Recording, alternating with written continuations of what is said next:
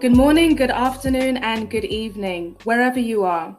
Thank you for joining us on the Movement webinar, and we hope that you enjoy watching as much as we enjoyed planning. Today, you'll have access to amazing conversations, engaging activities, and giveaways. Make sure to listen throughout, share your experiences and what sessions you enjoy the most, and tag us on social media and at the Black Travel Summit. We'd like to thank our sponsors, Hyatt Hotels, Black Travel Box, Realm Concept Market, Pure Camilla, By Aaron Wallace, Drink Our Hygie, and would also like to thank our partners, the Greater Miami Convention and Visitors Bureau, and all of our partners listed on our website and in our expo. I would like to introduce one of our other partners, Dream Defenders, one of the reasons for this webinar, and its co-executive director, Jonel Edwards.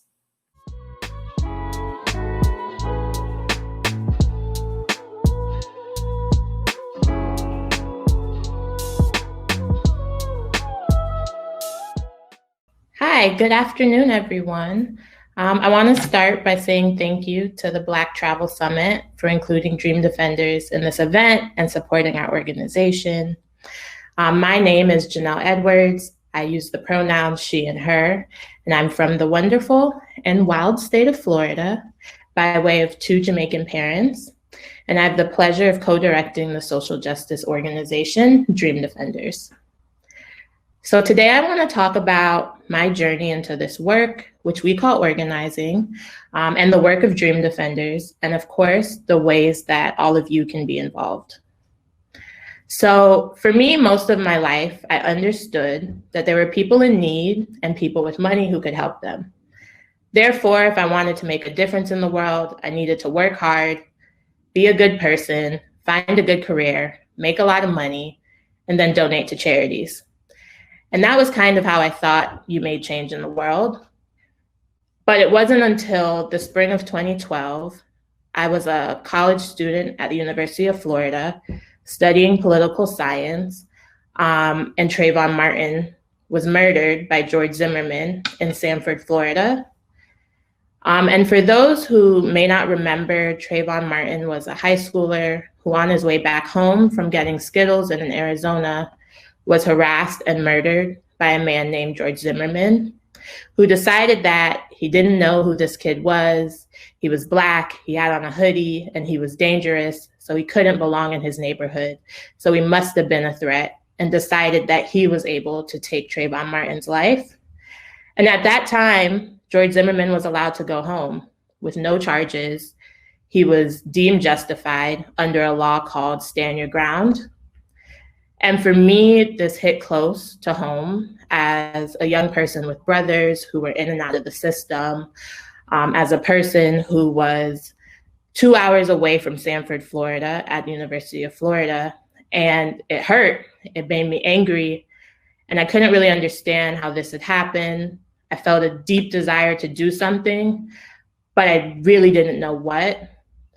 I was like at school, I was angry. I was at this predominantly white institution, and felt really like isolated and alone.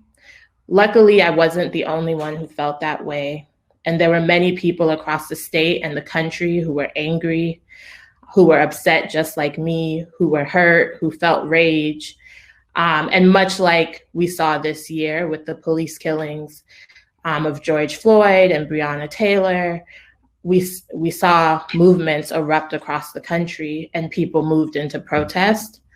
And it was that collective anger that formed Dream Defenders in the April of 2012.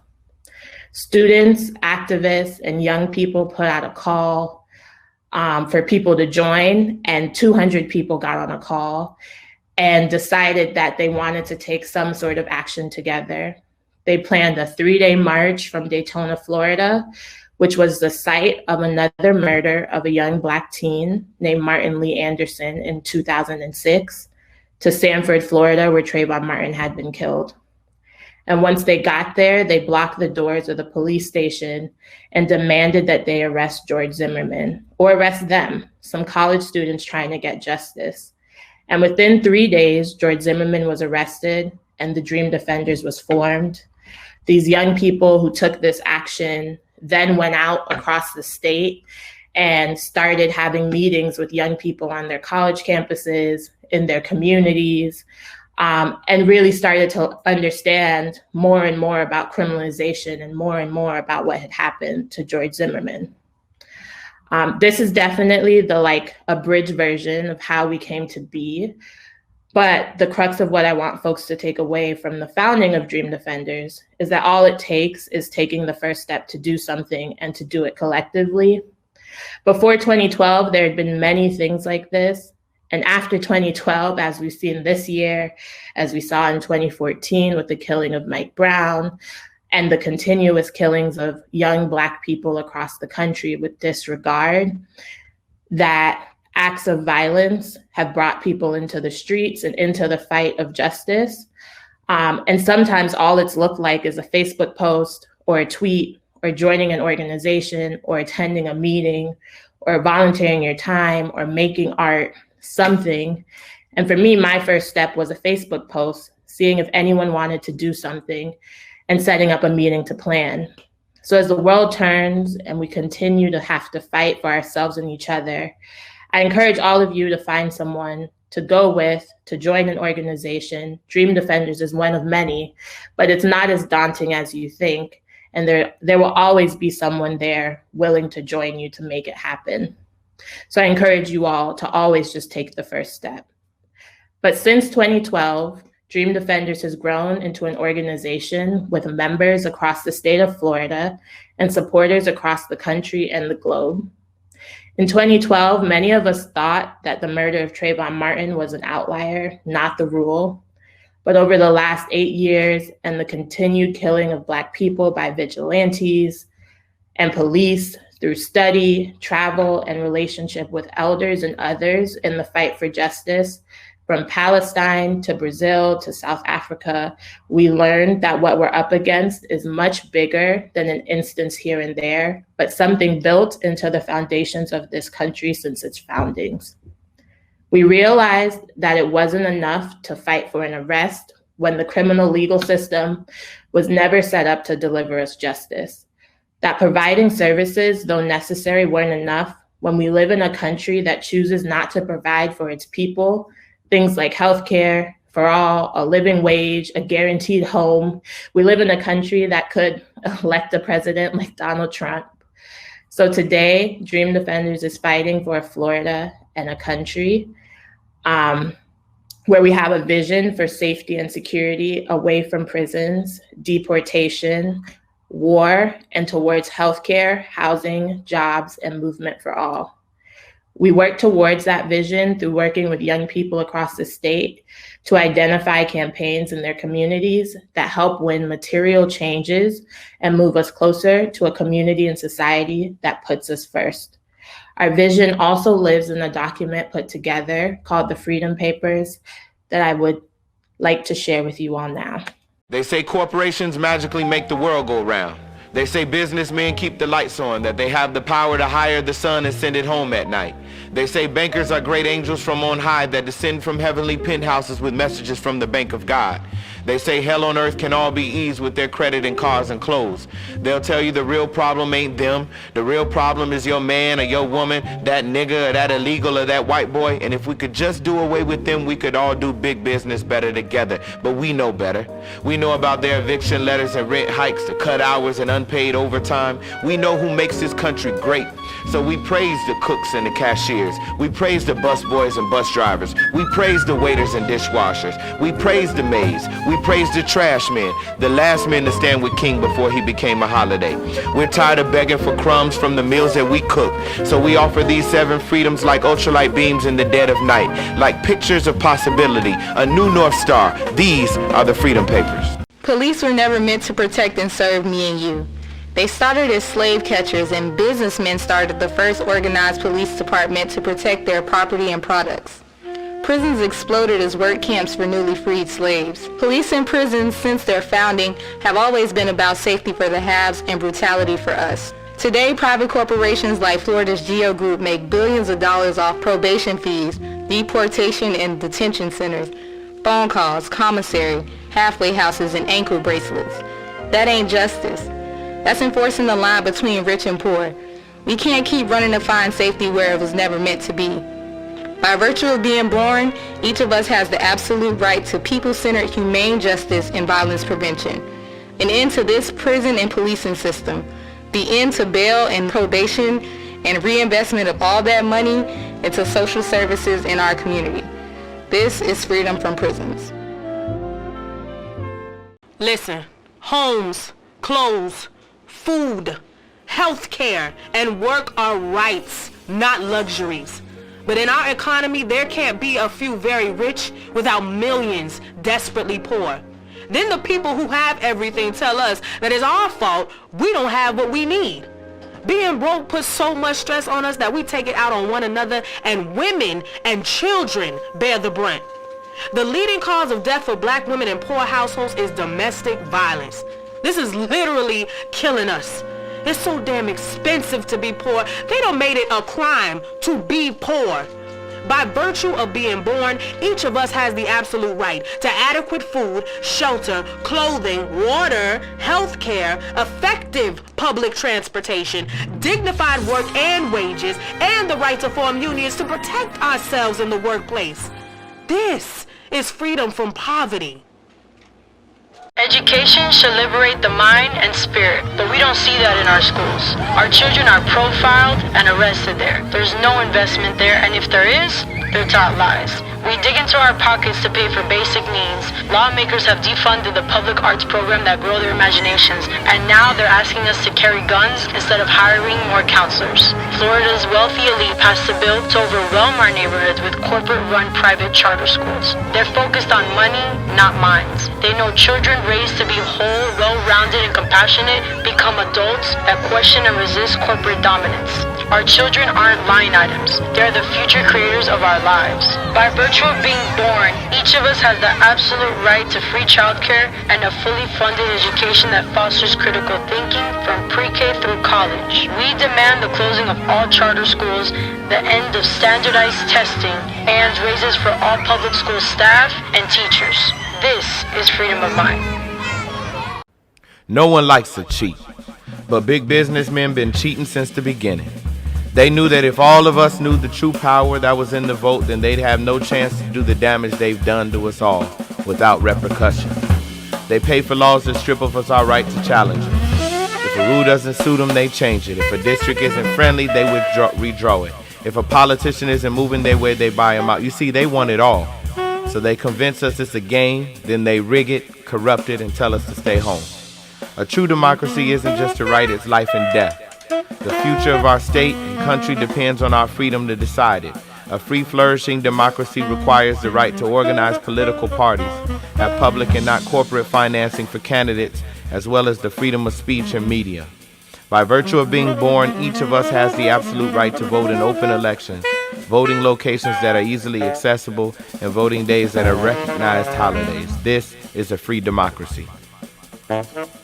No one likes to be pushed around. There's enough land and water for every person and their family to live in safety and dignity, but corporations and politicians have taken away this basic human right and made our homes unlivable with war, poverty, and climate disaster. Around the world, the U.S. has created militarized, arbitrary borders and allowed money to move across continents, but violently prevent people fleeing poverty, war, and environmental destruction to do the same. At home, rampant development and gentrification forces us to move, against our will, at the whim of the wealthy. They move in and we are forced out, through prices and police. By virtue of being born, each of us has the absolute right to move to find adequate housing, work, food, water, and a more full life. Alternatively, we have the right to keep our homes from developers should we choose to. Immigration is not a crime. We demand an end to borders. To move is to be free. To stay and have the right to return home is to be free. This is freedom of movement. Wars happen when the wealthy determine, and we the ones that fight and die in them. Corporations use war to take the resources it needs from another country or to destroy people and countries that refuse to follow the program. At home, their wars on the poor, on women, and on the family have devastated us and have normalized violence between us. Contrary to what they say though, we aren't born violent. We're taught violence from a country that is determined to dominate every person and our planet. All while they tell us we don't have enough for schools, libraries, food stamps, and housing. World hunger is increasing because of these wars. Man-made climate disasters are starving and displacing communities around the world. All wars against our people must end, and violence against all in our global community, especially women and children, must be unacceptable no matter the perpetrator. By virtue of being born, each of us has the absolute right to live free from violence, from police outside the community, or a partner inside the home. Peaceful interaction isn't some pipe dream. It's possible, and we are entitled to it. This is freedom from war and violence. Who would you be if money wasn't a concern? Every aspect of our lives is guided by the demands of work and money. In our society, we are considered things and not people. We are reduced to labor, wages, and products. This leaves little to no time for us to explore who we really are. Money has determined our identities, when and if we have children, how many we can afford, our relationships with one another, and where we live. Our generation is the most economically productive, yet we are the most in debt, the most anxious, the most medicated, and the most addicted. We are dying younger than our parents and grandparents. There's more to life than coping to get by. By virtue of being born, each of us has the absolute right to be our full selves and to see the value in each other beyond what we can buy. Women are more than mothers, men are more than emotionless stones. We are more than gender and sexuality boxes built to bind us. To be fully human is a right for all people, not a privilege for the wealthy. Money is not our master. This is the freedom to be. This is the year that rent freezes, that no family faces eviction to make way for a new highway or high-rise, or coffee shop or parking lot. This is the year that governments call emergency sessions, threaten government shutdowns if opponents refuse multi-billion-dollar bailouts for single mothers. This is the year 4-time felons found guilty of falling in traps are found running in Miami, running in Pahokee, and running in Duval for Senate and mayor and governor. This is the year abuelas and grands, maid maids, rise at dawn, make meals, board buses to beaches, to bathe, bask, laugh, and sons once served under. If our liberation began with the vision of a world without the colony, favela, and ghetto, then this is the year. So let every one of us, hungry, tired, yet undefeated, lasso a new North Star and study war no more. As we're closing out, I thought it was important to talk a little bit about how Dream Defenders was influenced to make the document, the Freedom Papers, as it relates to the Black Travel Summit, and what it means to be a Black person in the movement traveling across the globe and meeting with other movements as well. So in 2014, Dream Defenders, after the murder of Mike Brown, had an opportunity to travel to Brazil and meet the landless workers movement, which is a movement in Brazil fighting for agrarian reform, which basically means that in the Brazilian constitution, you are able to take over land if it's not being used, and if you produce on it, that land can then become yours. And it was that opportunity for us to be able to travel and to meet other Black and Brown people across the globe fighting for justice, who were like building whole communities, building schools, who were taking care of each other, who were studying and fighting for what they were calling socialism, was really inspiring and really demonstrated to us like what was possible and what we could be demanding in the United States. So it was really that experience was a really pivotal moment for Dream Defenders that shifted our vision, our ideas of what was possible,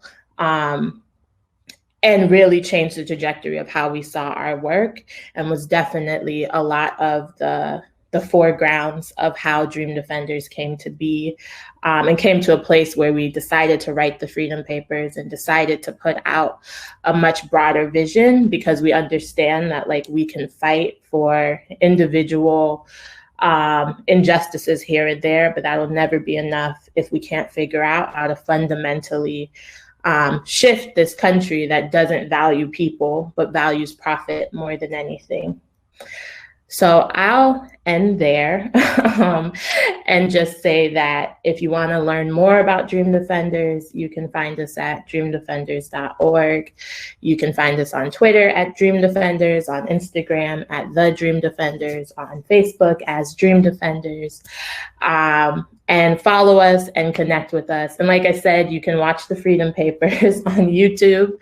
And you can also find the written document with beautiful artwork and visuals on our website.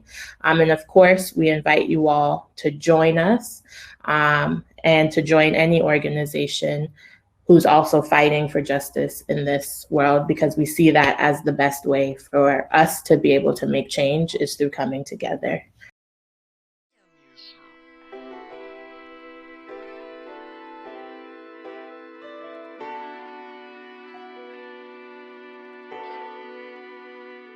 Hello, everyone. My name is Tolu.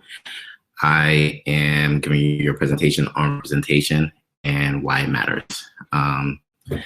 This might actually make sense for me to share my screen. As I said, my name is Tolu Bamwo. I am from Brooklyn, New York, born and raised, and I am currently residing in the Washington, D.C. area. And just to actually, let me go to the next slide to get a little bit about me. So I am a photographer and entrepreneur. I am also the co-creator of Nappy, and Nappy is a stock image company. Below that is my contact if you do want to reach out to me outside of this forum, such as email or Instagram.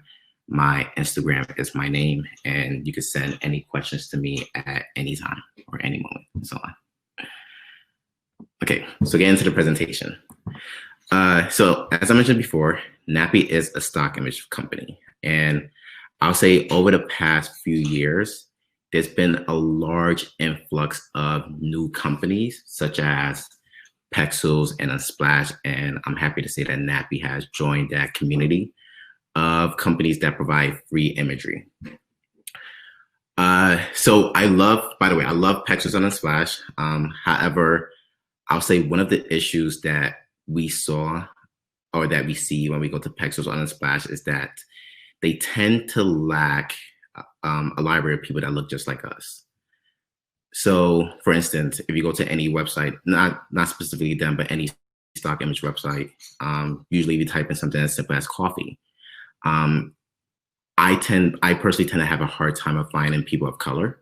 So we launched Nappy in 2017 specifically to tackle the issue of the lack of diversity in stock photography. Over time, the library has grown, but I'll say right now we are one of those companies that are well known in the industry for only providing imagery of Black and brown people. And all the imagery on our website is for free under our CC0 license. So since Nappy's inception, we've had 220 million views, roughly 800,000 downloads, and I know the slide says 150 contributors, but I actually checked this morning. It looks like we're around 220 contributors from around the world. Most of our contributors are based in the United States. And however, we do have a few in Brazil, a few in Mexico, Nigeria, Ghana, London, and all over, or multiple countries that I probably can't think of right now. And these photos have been used all over the internet, from articles on Forbes, Vice, CNN, BBC, Yahoo News, and so on. And I'll say for the most part, our photos are used for blog posts, websites, presentations, ebooks, social media campaigns, display ads, and email marketing. And just a quick note, all the photos that you're currently seeing on my PowerPoint presentation are photos that I pulled from the Nappy website. And getting a little bit more into like where our photos have been used. Most recently, Campbell, you all reached out to us to use some of our photos for a fight in Michigan to support a bill, which was to end hair discrimination. And that's just to give you an idea of what our photos are being used for. But for the most part, I'll say our photos are used to tackle a lack of representation among Black and brown people, and to make social change that benefit our society. So why does this matter? And that it matters because representation, if done right, includes diversity and inclusion. So the thing about representation, I'll say you need to include diversity and inclusion. So if diversity is being invited to the party and inclusion is being asked to plan the party, then representation is about how that party looks from the outside in. And this matters because historically, Black and brown people have not always had positive representation, or we lack representation altogether. And essentially, true representation includes a mixture of diversity and inclusion. And the creation of Nappy was purely in a response to a lack of content diversity that we saw populated throughout the web.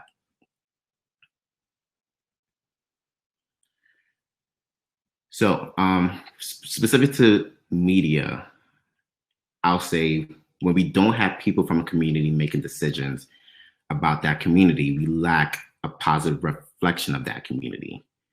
And then we end up left with an assumption about that community wants and needs. And that assumption is purely based on our own biases and prejudices. Movies, TV shows, or marketing campaigns that are created from those assumptions often lead to the misrepresentation of various groups of people. And that content is usually consumed through social media, television, news, publications, and so on. And it ends up contributing to another person's perceived understanding of a certain group of people, which they then use to make decisions such as hiring, promotion, giving leadership roles, and so on. That's a long-winded answer of saying that our perception of a group of people that we have no understanding of is truly shaped by what we see and what we hear from our family and friends. And our family and friends also get that perception from what they see in the media. And this all leads into something that we call the misrepresentation loop, and which is the byproduct of the lack of representation. So I'll say the easiest way to think about it is imagine John and Jane Doe that live in country random B, have never experienced Black and brown people. And their only idea of what it's like to be around Black and brown people comes from movies or TV shows. And if it's always reflected negatively, they begin to have an idea of that's what it means to be around those people. They then tell their friends and their families that this is what it's like to be around those people. And those people then in turn do it again and again and again. So it takes platforms such as, I guess, the Black Travel Summit and Nappy and so on to kind of break that loop, to show that there are positive ideas of Black and brown people.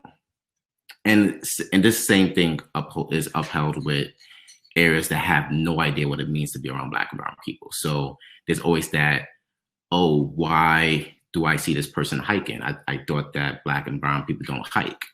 Or why is this person in this country? Like, they don't come here, and so on.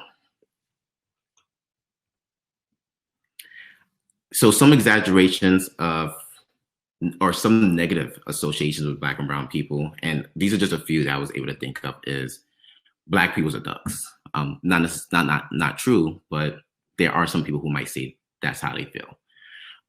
They lack the means to travel or fly first class.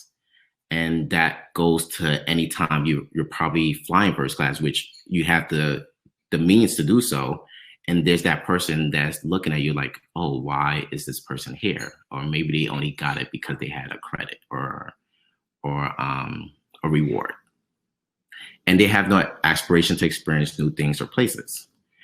I'll say a few other things that I've experienced, not necessarily negative, is when I was younger and I used to go to Nigeria, there was always this assumption that I was great at basketball.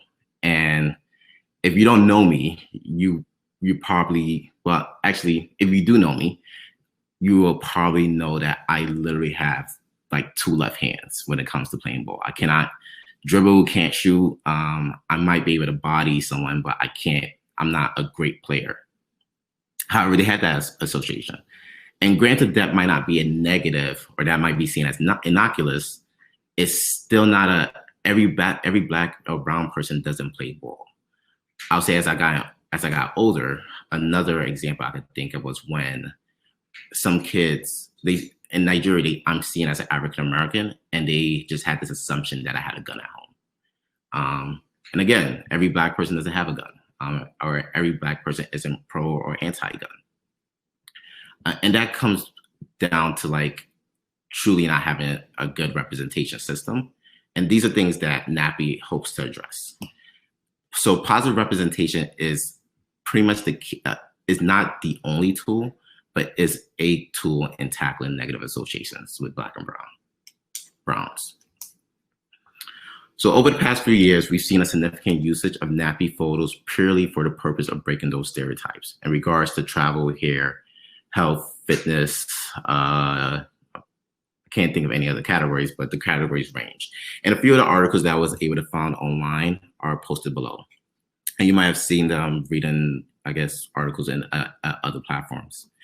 I'll say most recently, I noticed that Psychology Today uses a good amount of Nappy photos, and they use it to address the lack of positive associations with that some Black and brown people used to or still have against the idea of therapy and mental health. And so that's their social good. And I think you already heard about the End Here Discrimination campaign that's currently being done in Detroit. And there's another campaign that's being done in Detroit with Nappy photos to tackle the idea of just general negative perceptions of Black and brown people within elementary schools. And I just had an email with the ad agency yesterday to actually discuss that. So the benefits to increasing representation is right now is I'll say 2.5 folds. For the individuals, how you see yourself and how other people see you. And an example I could think of is a study by the Perception Institute. They did a study in 2016, and they looked at, I think, 4,000 individuals who were participants in the online hair community. And the premise behind the study was that generally women have a lot of anxiety when it comes to hair, or they generally feel a lot of anxiety when it comes to their hair, significantly more than men. However, when it comes to Black women, they experience a significantly more or larger amount of anxiety than women of other races. I'll say some bullet points are almost all women worry about their hair to some extent, but Black women experience higher level anxieties more than white women. Black women feel social pressure to straighten their hair twice as many as white women. And the majority of participants, regardless of race, generally had some implicit bias against Black women and textured hair. So as we increase representation in the media and diversify content that's seen online and normalize it, it begins, like you go into your workplace, you begin to start thinking somewhere in the back of your mind, it's okay. Or even someone looking outside, looking in, a white coworker begins to see that as it's okay. You don't have to have straightened hair to work or to be seen as professional. On the business side, there are benefits as well. So companies that have a large amount of diversity tend to do significantly better than companies that do not. And I think the statistics about 30 to 40% better than companies that don't have representation. So how can you help? There are multiple ways you can help, but I'll say with Nappy specifically, just be Black and take photos. And not necessarily that you have to be Black taking your photos, but since we only accept photos of Black and brown people, submit Black and take photos might be a better way to word this. And I think my friend just told me that I have about 1.5 minutes left. So I wanted to take the time to kind of go through the Nappy website. So Nappy website currently looks like this. And for sake of time, what I'm going to do is show you what our new website looks like. This is the old Nappy website. Again, lack the same functionality, or updated functionality. And this is the new modern website that's been up for about a week now. If you want to look through the photos, you could just click search, click here, or type in anything you're interested in and scroll through. It's absolutely free. There's no photo here that requires any amount of money. Just come here and have fun. If you're interested in submitting photos, just join. For me, it's a matter of logging in.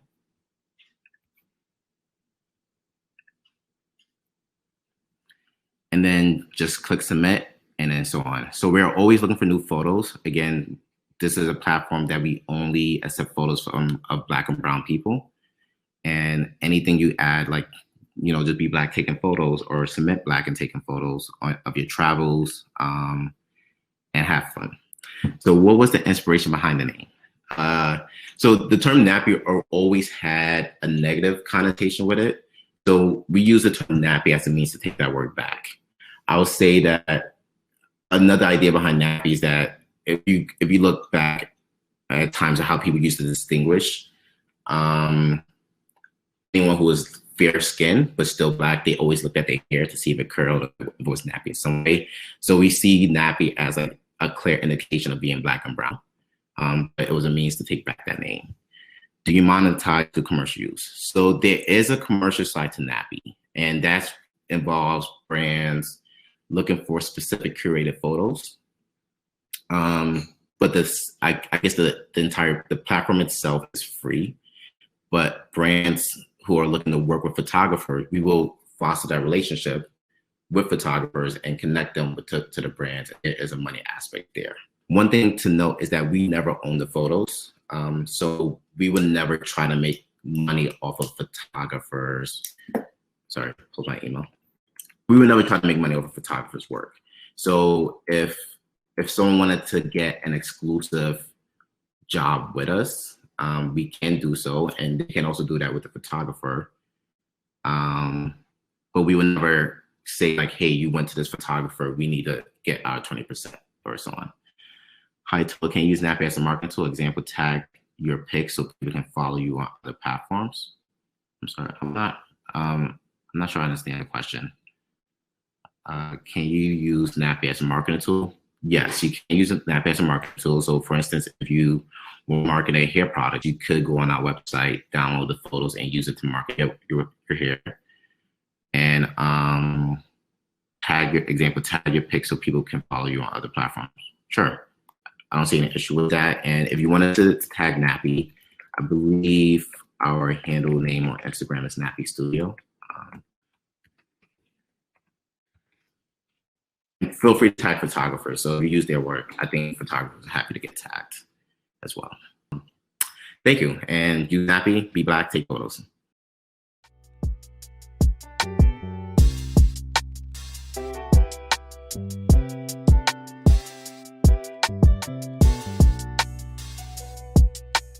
All right. Hi, you guys. Hello.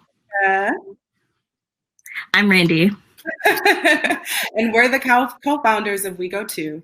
And our segment today is just going to be a little bit about collaborating over competition. So just a brief overview about what we're going to discuss. We're going to talk a little bit about our company, give you guys a little bit of a background. Then we're going to jump into why collaborating is so important, especially now. Then I'm going to discuss some ways to actually collaborate within the Black travel space and give you guys a couple of examples. And then we're going to leave you guys with a couple of gems that we have learned throughout our journey with our company. All right, so let's start off with We Go Too. Who are we? So again, my name is Alishia. We have Randi here. And we met about, I'm not even gonna try to do the math. We met It's almost a decade. It was like 9 years ago. I think it'll be 10 years in 2021. Yes, exactly. And so that's, we actually met in the Dominican Republic. If no one knows our story, we met on a travel, it was a teach abroad program through the Council of International Educational Exchange. And that's when we really started the idea of We Go Too. And I think at the core of our mission and brand has always been amplifying the voices of other Black travel creatives, brands, as well as travelers. And I would say our company has changed, and there have been a couple of iterations throughout the years. But right now, we're currently focused on curating really unique and dope international, domestic, and now virtual because of Rona experiences for Black millennials. So that's a little bit about our company. I'm going to let Randi hop into the reason why collaborating is so important, especially in the Black travel space, and then we'll talk about some examples. So first, I want to make the case for why competition isn't necessary in the Black travel space. So the opportunity for Black travel businesses is huge. In 2018, the economic value of African-American travelers was $63 billion, billion with a B. And that means we can all eat. There is space and room for all of us. And to add more context to that, according to Data USA, Black travel agents make up only 6.8% of the industry. And as we all know, our experience and needs as Black travelers are unique, and the travel businesses that we're building are designed to understand and meet those needs, like many players in the industry can't or have chosen not to, which creates a huge opportunity for Black-owned travel businesses to fill that gap. The travelers we hope to serve have plenty of money to spend with businesses who are able to meet their specific needs. And as we all know, Black people, like Black travelers aren't a monolith. We have varied travel desires and styles. Some people require luxury, others prefer budget travel. And on the flip side, Black travel businesses are not a monolith. And as the Black travel movement grows and matures, we're beginning to cater to the specific segmentations of the Black travel audience, creating less need to compete for the same audiences. And if we use our unique skills and offerings, we can strategically collaborate to build an ecosystem that serves the specific needs of our community. So in general, and excuse me if you hear some noise in the background, they're doing some construction downstairs that I just found out about. So why collaborate in general? Collaborating can help brands and businesses expand their reach, solidify their authority in the industry, and gain access to needed skills, knowledge, and networks. And why is now specifically a good time for Black businesses, again, in the travel space, to collaborate? So the Black travel movement, in my opinion, is still young. It's still young enough that many of the businesses and influencers in the movement still need help growing and building our businesses, i.e., we need each other. As many of us saw and experienced last year during Ghana's Year of Return, there is a strong desire now to connect to the African diaspora in a more significant and meaningful way, meaning that collaborations can extend beyond African American partners. And lastly, the current global climate is demonstrating that the challenges that Black people face are unfortunately not isolated. And if we're willing to collaborate, we can use our unique skills and networks to help solve the problems Black people are facing all over the world. That was awesome. No, that was awesome. I think you hit so many really important points on why collaborating is important right now. So now we're just going to talk about some ways and kind of brainstorm a little bit about some ways that you can actually collaborate within the Black travel space. Some of these things we have actually tried with our business. Some things we're still trying to figure out and navigate right now. But I do think, as Randi mentioned, now is the time, especially since, the Black travel space is so small, we still have opportunities to really leverage our unique skill sets and work together. So I would say the most, obvious way that you can collaborate within the Black travel space is probably events, right? We're currently doing an event right now with tons of other brands, really, cool, dope brands that have been around. Some have been around for a while. Some have just actually started recently. But the great thing is that everyone is bringing their different perspective. We're all talking about different topics. And I think another great benefit of this is now we're all in each other's sphere, right? So we all have each other's contact information now. And so I'm sure some really cool collaborations are going to spawn from this actual event. So this is a really cool and unique way, especially now that we're in the virtual space. Nobody is doing anything in person. So I think this is a really cool idea to do. So shout out to Anita. So then also, I would say another obvious way to collaborate is travel. And Randi and I have talked a lot about this in the past, about potentially co-branding a trip with other brands. It's a way to be introduced to each other's audiences. And it's a way for you to start to figure out who you closely align with within the Black travel space. So I'm gonna throw this out here. I think they're actually in here, but we were thinking about doing something with Yacht Week, I know, at one point. And so that would have been a really dope collaboration, and it still can be. I wasn't saying possibilities are still available. Especially because we were thinking one of our first group trips that we did was a yacht trip in Belize. So that obviously closely aligns with things that we have done in the past and ways that we travel. So, that could be a cool thing to do. Other ways to collaborate is, of course, cross-promotion. So you can do that with social media. You can do that with guest blogs. Like if you are a blogger in the Black travel space and you have your blog featured on another brand's website or, their blog space. And then, of course, again, Instagram, Facebook, something that we've done in the past have been Instagram story takeovers. So I know we've had other brands take over our Instagram stories, and most of them have been abroad. So they've just shown more information and things about places that they have traveled to using our Instagram. And so the really cool thing is they had access to people that watch our Instagram stories. And so now they're being introduced to new people in our space. And then one of the last ways that we have recently got into has been podcasting. And I know Randi has her own podcast, but we started a podcast called Black on Arrival.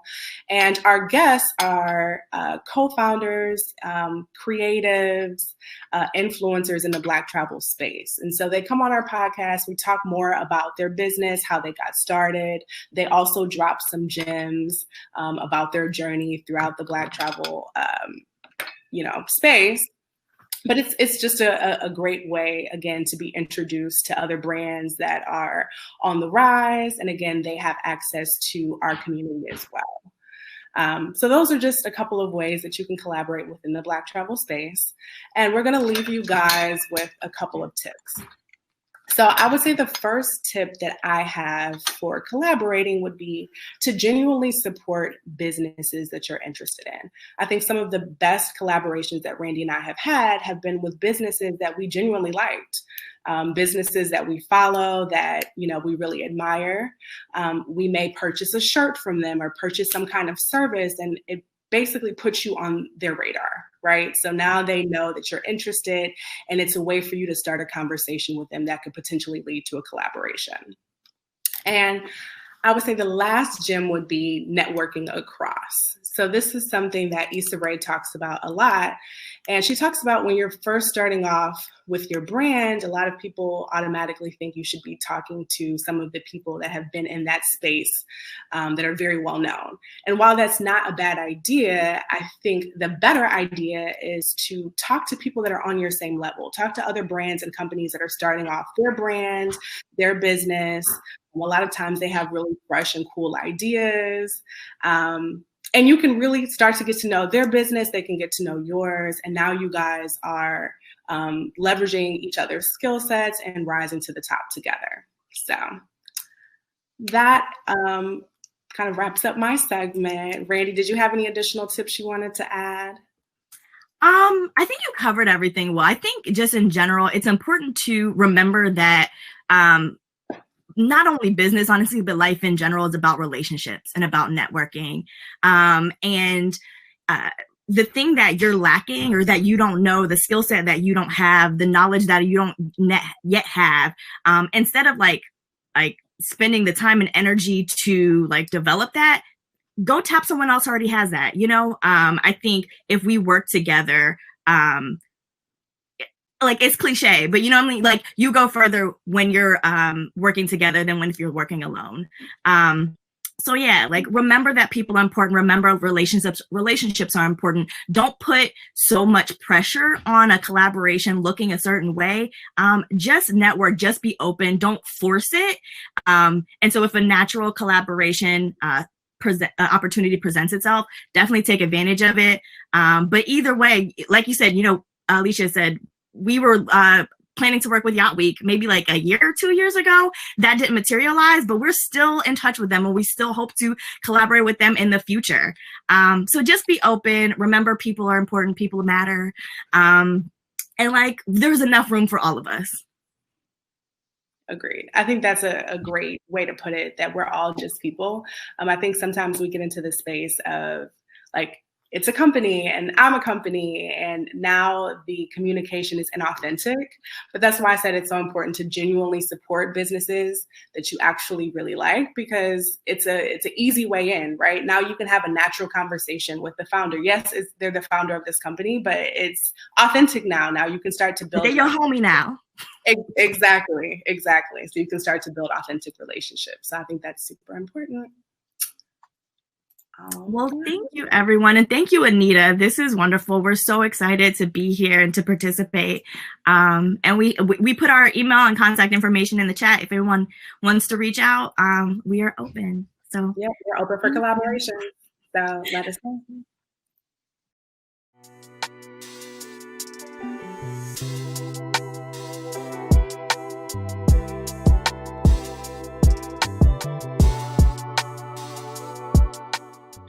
Good morning, good afternoon, and good evening, everyone, no matter where in the world you are.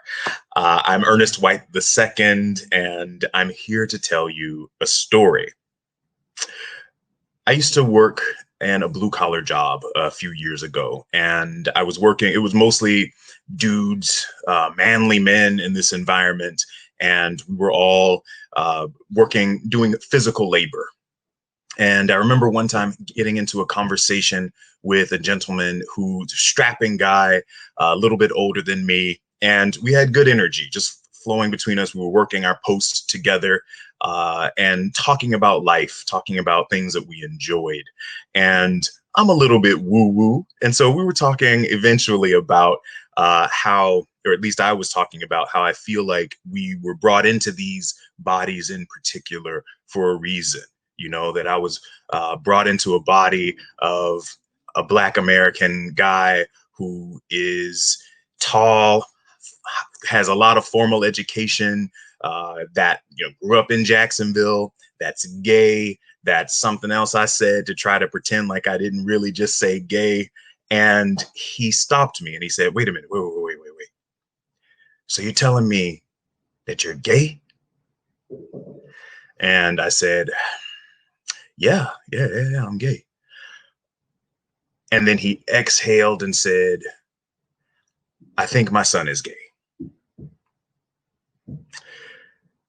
And he said that my son is the most beautiful person I know.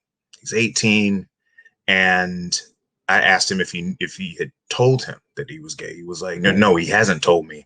And I wish he would tell me so I can, let him know that it's all right. Let him know that I love him. And I was like, listen, man, you're doing the exact right thing. Let him come to you.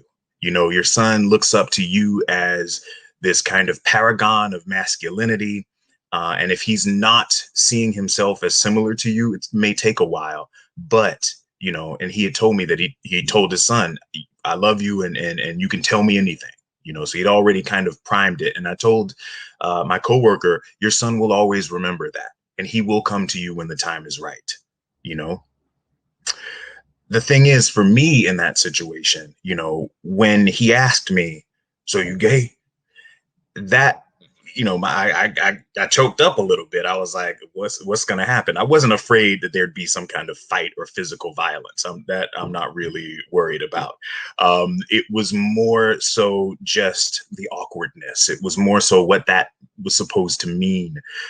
And I was I was afraid, actually, of rejection, of whatever negative consequence was going to come about from my owning my sexuality.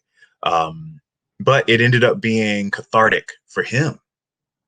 And he was able to talk about an issue that had been affecting him that he wasn't able to really share with our other coworkers, who were very much openly homophobic. And it got around the workplace, my sexuality. And I did have to deal with ignorance and people's, feelings and their responses to me as somebody who is owning every aspect of my life. And at the same time, for me, I didn't have to be, I guess, yoked by the inauthenticity, the insecurity that comes along with not living in your truth, not being in your full self. My mother used to say, whoever has the problem, that's their problem. Whoever has a problem with you, that's their problem. And I was able to throw those problems onto them. So that said, after that little story, I'll tell you a little bit more about why I'm here today. But before I do that, I would say, if you have any questions, please type them in the chat and I will address them towards the end of the presentation. Now, I'm going to try to share my screen with you. I am not I'm not a techie. So again, I'm Ernest White II. I am the founder and CEO of Fly Brother, which is the producer of the television series Fly Brother with Ernest White II. It's a television travel docuseries about friendship around the world. And in every episode, I go visit friends of mine who bring me into their communities, show me what they love about the place, and we show the audience the whole world is our tribe. I have been a journalist and an educator in many different countries around the world. I have been to over 70 countries and lived in 5, and none of that to say that I'm better than anybody else. There will be friends of mine that have been to twice as many countries, but in those travels, I've been blessed enough to really connect with people and in a way that allows me to have built a global community of friends, business partners, people that I've been in relationships with. And the blessing in all of that is that I've been able to be my authentic self throughout that entire time. And that is the importance of choosing to own your intersectional identities.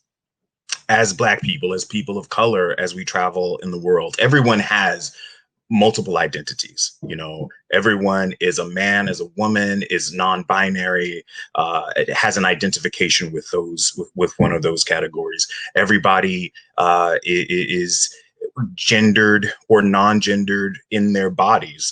Everyone is representing a country, a culture. Everyone is speaking a language, and all of these things go into the diamond of identity that exists, the multifaceted aspect of identity.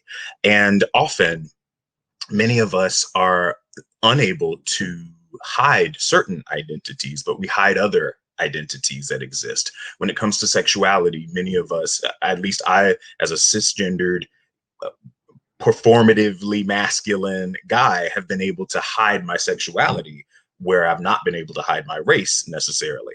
And of course, race itself changes depending on the society that you're in, depending on the backdrop. I've been in places where I grew up Black with an asterisk. I've been in places where, oh, you're not that Black. And that was something that was told to me as a way to make me feel better about not being Black, should I say. And so you've got these many different aspects of identity at play when you're in the world in your own society, but certainly when you go out of your own society, when you're traveling, when you're experiencing new places and new peoples, you are doing so with a set of assumptions, with a set of expectations that go along with who you're supposed to be. And many of those things are erroneous, but they're erroneous mostly because people may or may not have had the kinds of interaction with a person like you before. And so as a Black person who travels, we are ambassadors, no matter whether or not we like it. We are called to engage with people in a way that is representative of a group. You know, we don't have to be happy about it. It happens no matter what. And so if we want to be doing so, if we want to engage with people in a way that will allow us to be our fully expressed, freest selves, it means that we have to do the work of engaging with all of those expressions of ourselves. It's not easy. And that's why this call to action exists, because we will often reduce ourselves, will often reduce our shine in order to make people feel better, but it doesn't make us feel better. And I'm still trying to figure out whether or not you can see, I can't see myself and see you guys at the same time with my screen up, but I'm going to put it up anyway and talk briefly. So here I'm talking about owning it, the power of choosing intersectional identities in the travel space. And what do I mean by owning it? Well, there are a few keys to ownership, and this is just as much in travel as it is in life. The first aspect to ownership is vulnerability. You know, it's being open to the possibility that you may get hurt. And I don't mean necessarily opening yourself up to physical violence or opening yourself up to danger. We all have developed protective mechanisms and defense mechanisms and ways to figure out, to navigate the world, to see what's safe and what's not safe. I'm not saying to put yourself in harm's way, but I am saying to assess a situation and be open. My first time traveling into a Middle Eastern country, I went to Egypt, and I was afraid of identifying as an American. I consider myself to be progressive, to be highly educated, and still I was biased a little bit based on negative stereotypes in the media of what the kind of interaction that I would receive as an American in Egypt.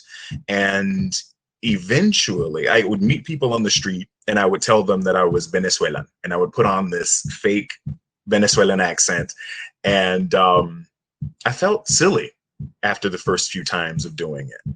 And eventually I just started telling the truth and opening myself up to whatever engagement would come my way as an American. And no one gave me any grief about it. Everyone was actually quite pleasant, and they were just, you know, engaging in conversation, and it opened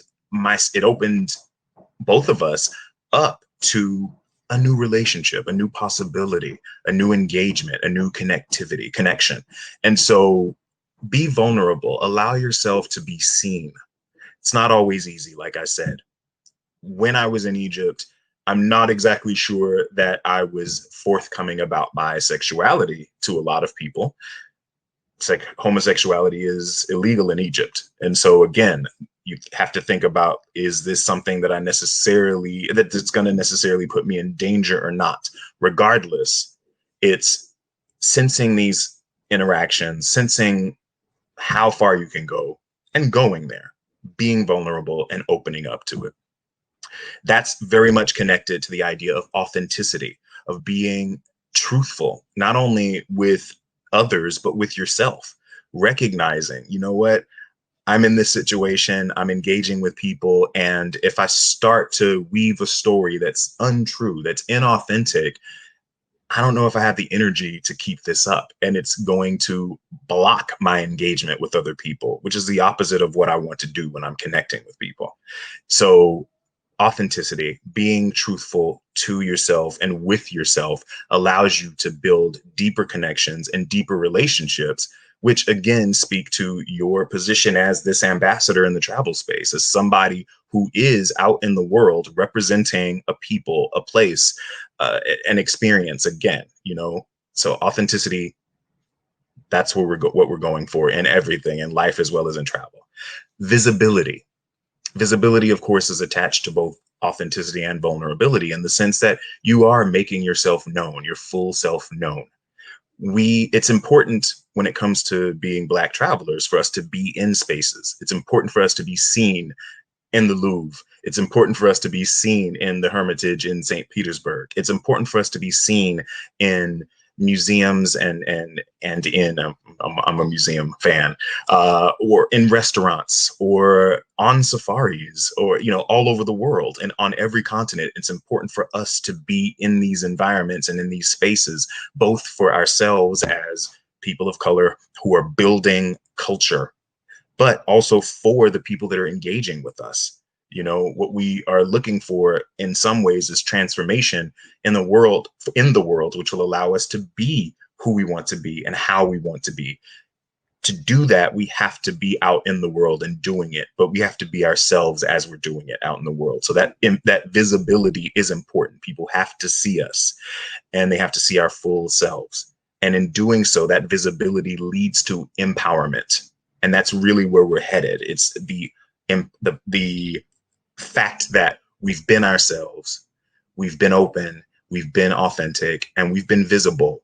That gives us the power to do and be whoever and however we want to be. People will respect us at that point.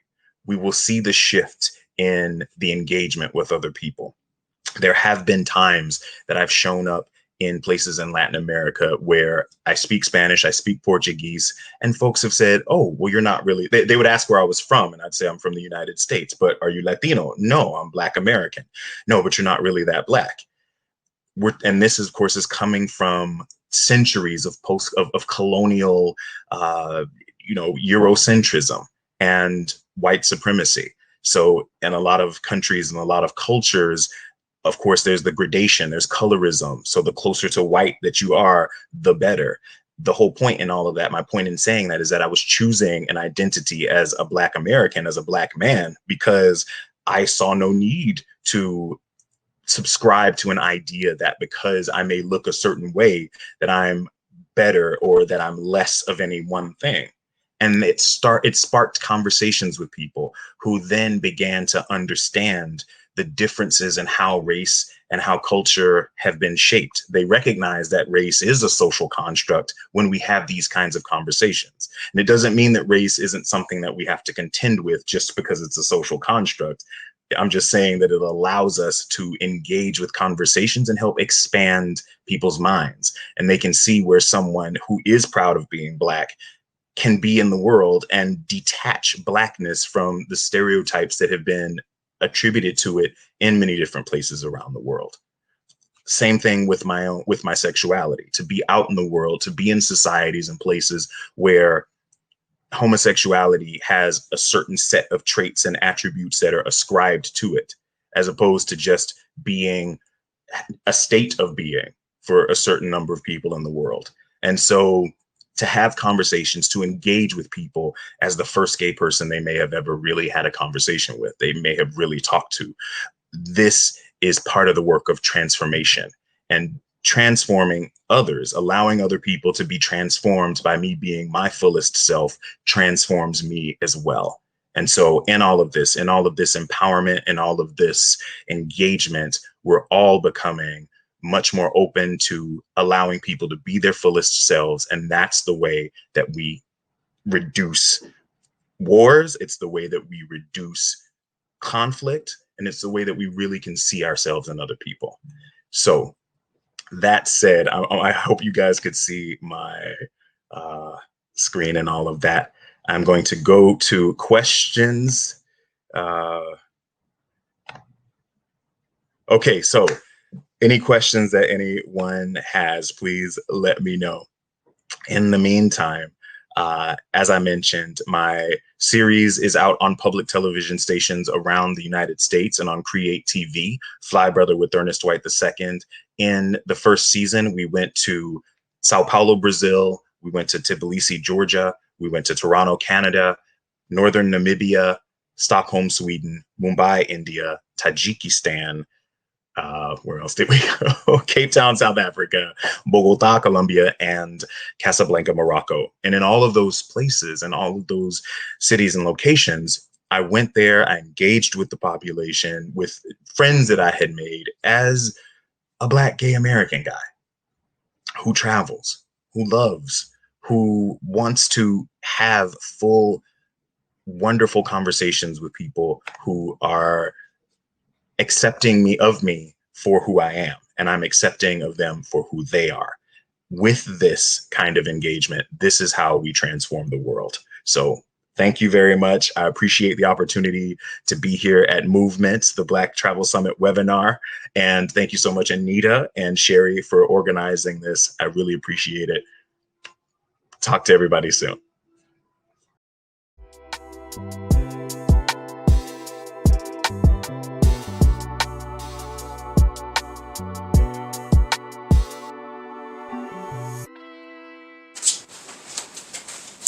Hi everyone, and welcome to La Rose Yoga and Nutrition. My name is Natasha Rose. Today we're going to do a 15-minute yoga class divided in 3 sections. We're going to do a 2-minute meditation, we're going to jump right into some yoga poses, and we'll do a few minutes of relaxation. So I want you to sit down in a comfortable lotus position with legs crossed, back, neck, and head straight. And we're going to begin by taking 3 deep breaths. But whenever we exhale, it is so important to exhale twice as long as inhaling. So let's begin. 3 deep breaths. Exhale all the way out first and inhale.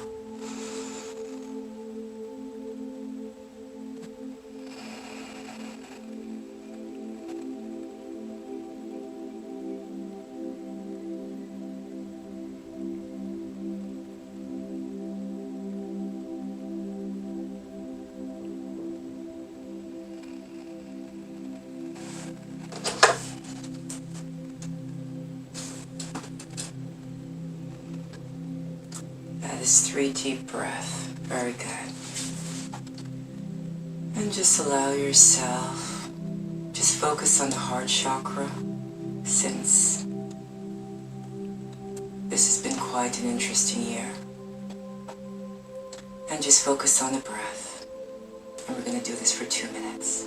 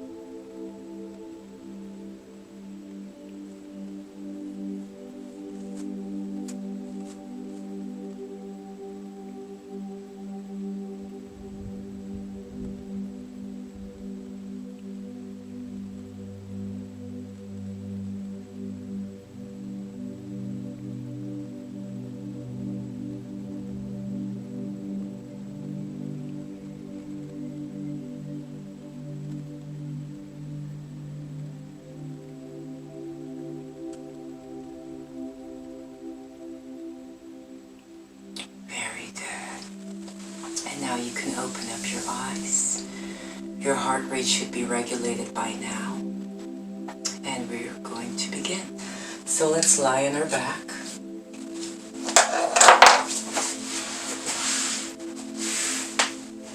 Bring your arms over your head, feet together. Take a deep breath and stretch it out.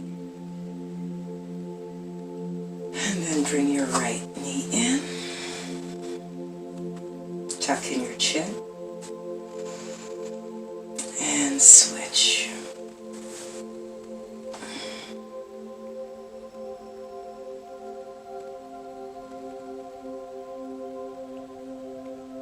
Bring the other knee in. And we're going to rock from side to side. And this is very good for loosening up the hip area. Ooh, heard that? That's a realignment. That's 2 realignments.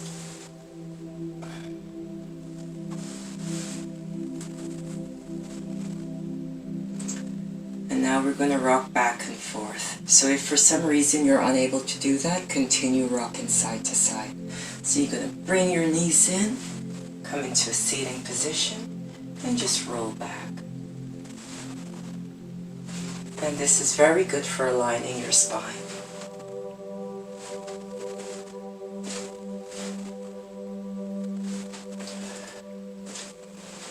Do 2 more.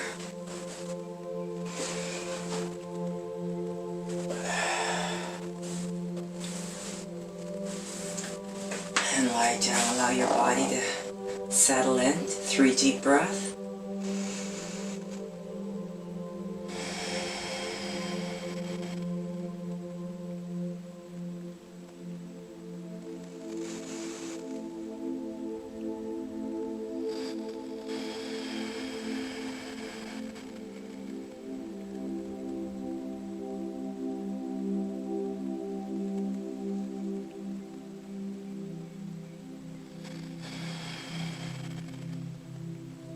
Very good.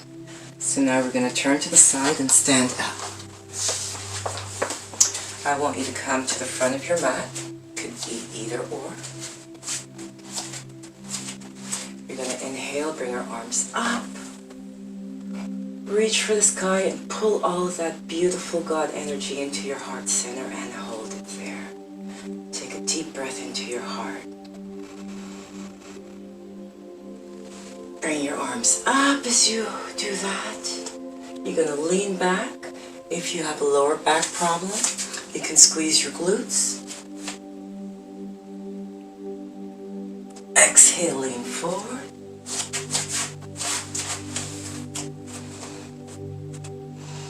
And just drop your head and stay there. And just allow the gravity to bring your back down. You can also fold your arms and just breathe.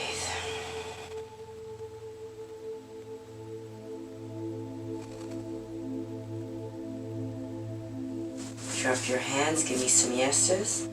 And I want you to drop your head while doing this. So they're very subtle yeses because you're dropping the weight of your head. Very good. Now give me some no's.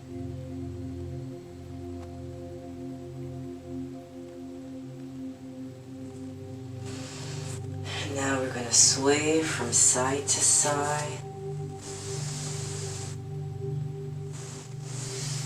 Loosen up the hips a little bit more.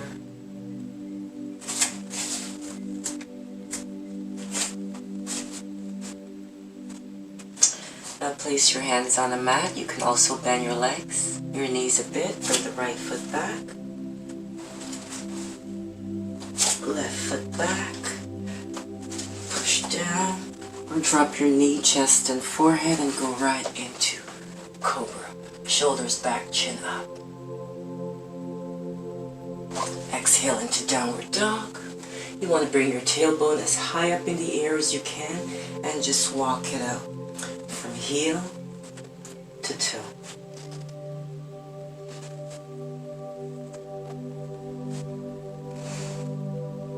Bring those hips a little higher. Very good. Bring your foot forward, right foot forward, left foot forward. Inhale up. Reach for the sky and lean back. Exhale, lean forward. Come back down. Bring yourself into a 90-degree angle.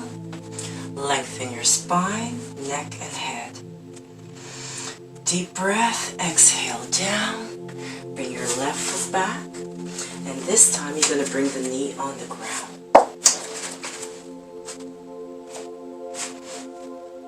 Chin in the air. You're going to feel a nice stretch on the inside of your thighs. 3 deep breaths.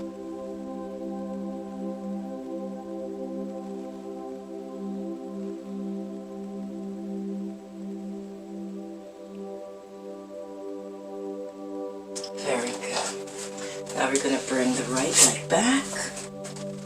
You can either bend your knees, chest, come up.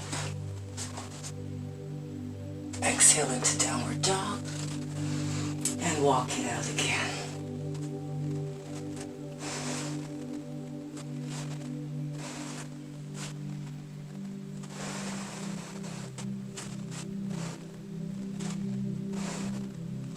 Very good. Bring the left foot forward, right foot forward. Inhale up, reach for the sky, lean back. Exhale, lean forward. And this time we're going to bring right leg back, bring the knee down to the ground, flatten your foot, not this, but this. Chin in the air. 3 deep breaths.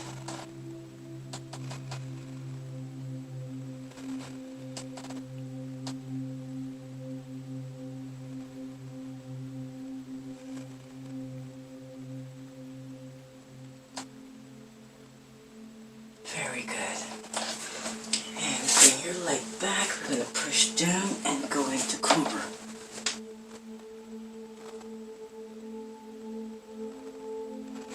Exhale into downward dog. Walk it out again.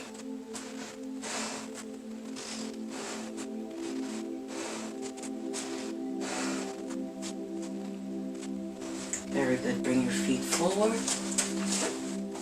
Inhale up. Reach to the sky. Lean back. Bring it back up and end in prayer position. Very good. Now I want you to expand your legs along the length of the yoga mat. And we're going to do a forward bend. So bring your hands down.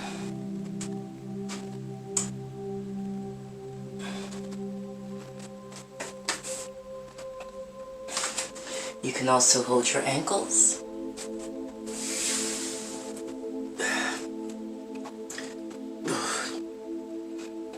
Yeah, make sure you don't eat before you do this.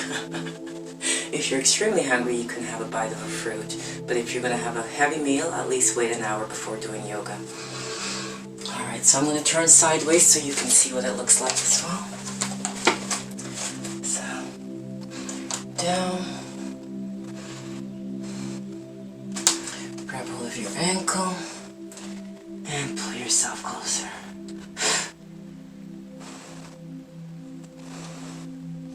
Drop your head. 3 deep breaths.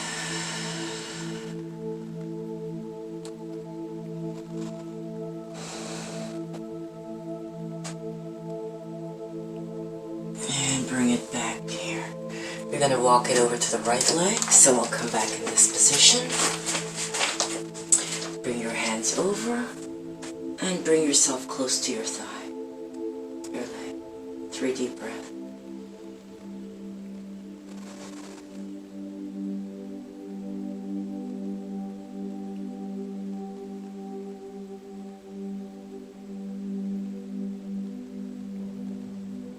And bring it over to the left side and repeat the same thing.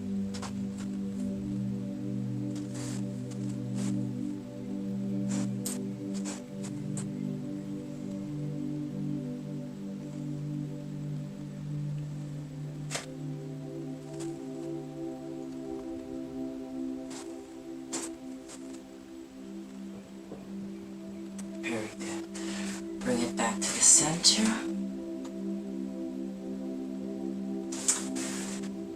Bend your knees and roll yourself up into goddess pose.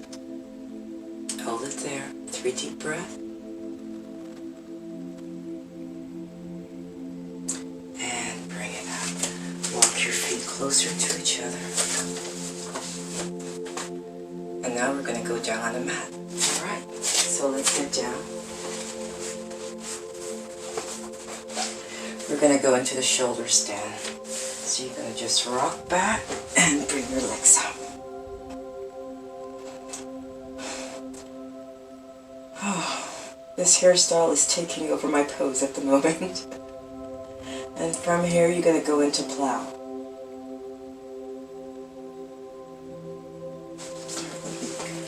turn this way.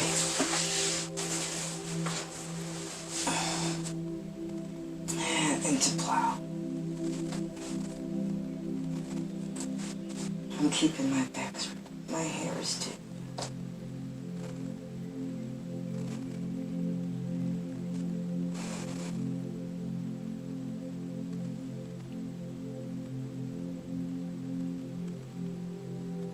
And you're going to slowly roll yourself back down to the ground.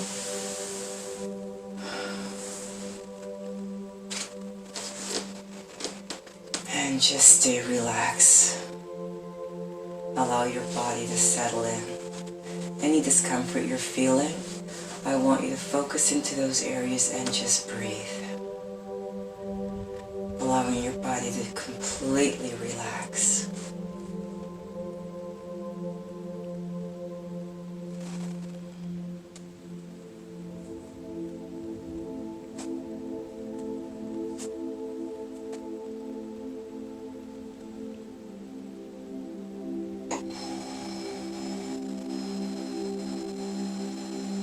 Very good. So now you're going to bend your knees, place your hands palms down by your feet or grab hold of your ankle, and you're going to bring your hips off the ground as high as you can.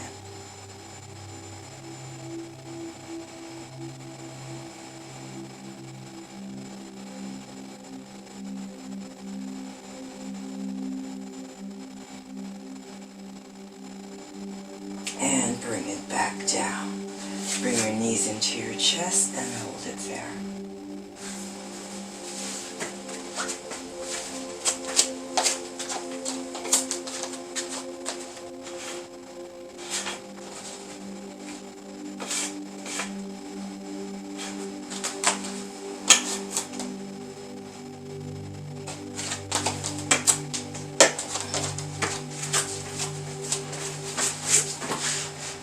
So we're here and bring it in. And just hold it, do a subtle rocking.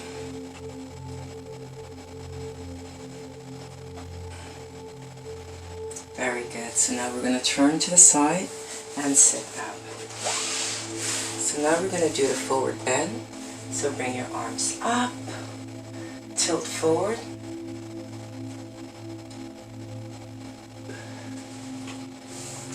And visualize your belly button coming close to your thigh.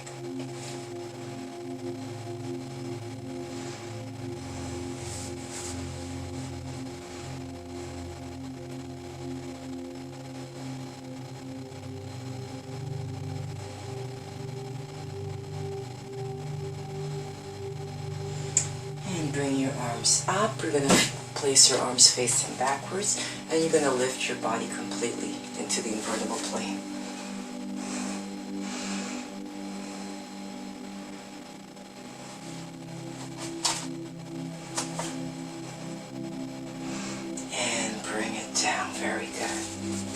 So now, we're going to do the half spinal twist. Place your leg over here.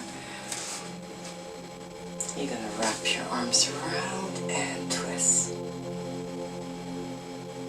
3 deep breaths.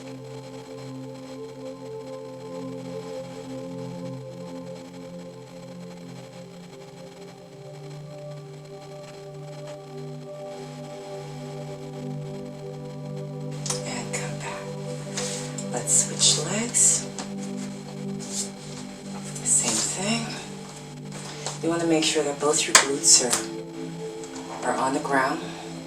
You want to lengthen your spine. And the hand in the back is slightly touching the ground. So I'll give you a side view.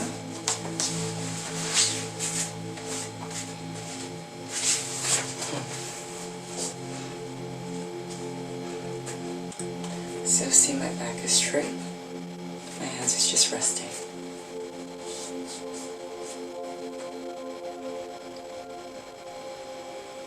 And come back. Very good. And so now we're going to just relax. So just lay down. So you open your arms and leg and just allow your body to relax, starting from your feet. Working your way up to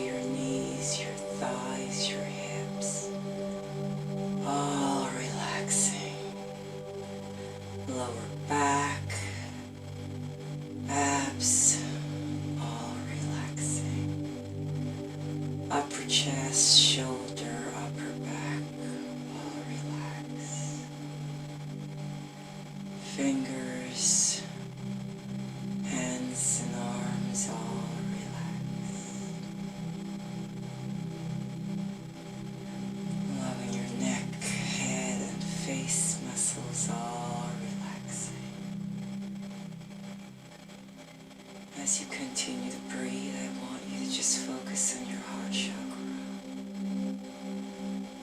as you relax.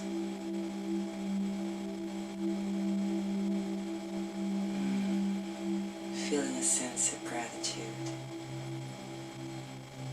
for all that we have in our lives that we are blessed with.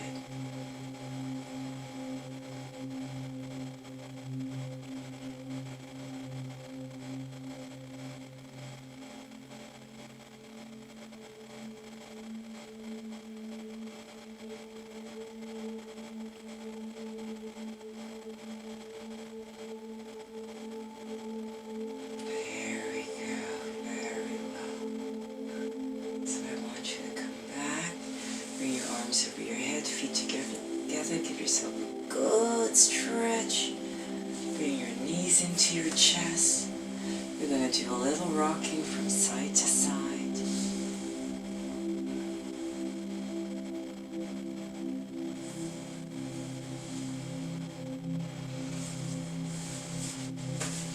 And we're all done. So that is it for today. I want to thank you all for joining me. And if you have any questions at all, please do not hesitate.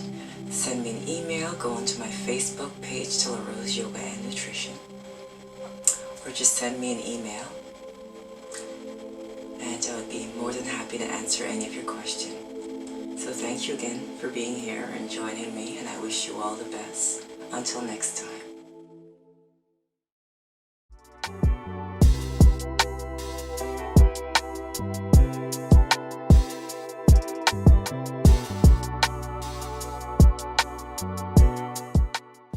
Hello, and welcome to my talk for today.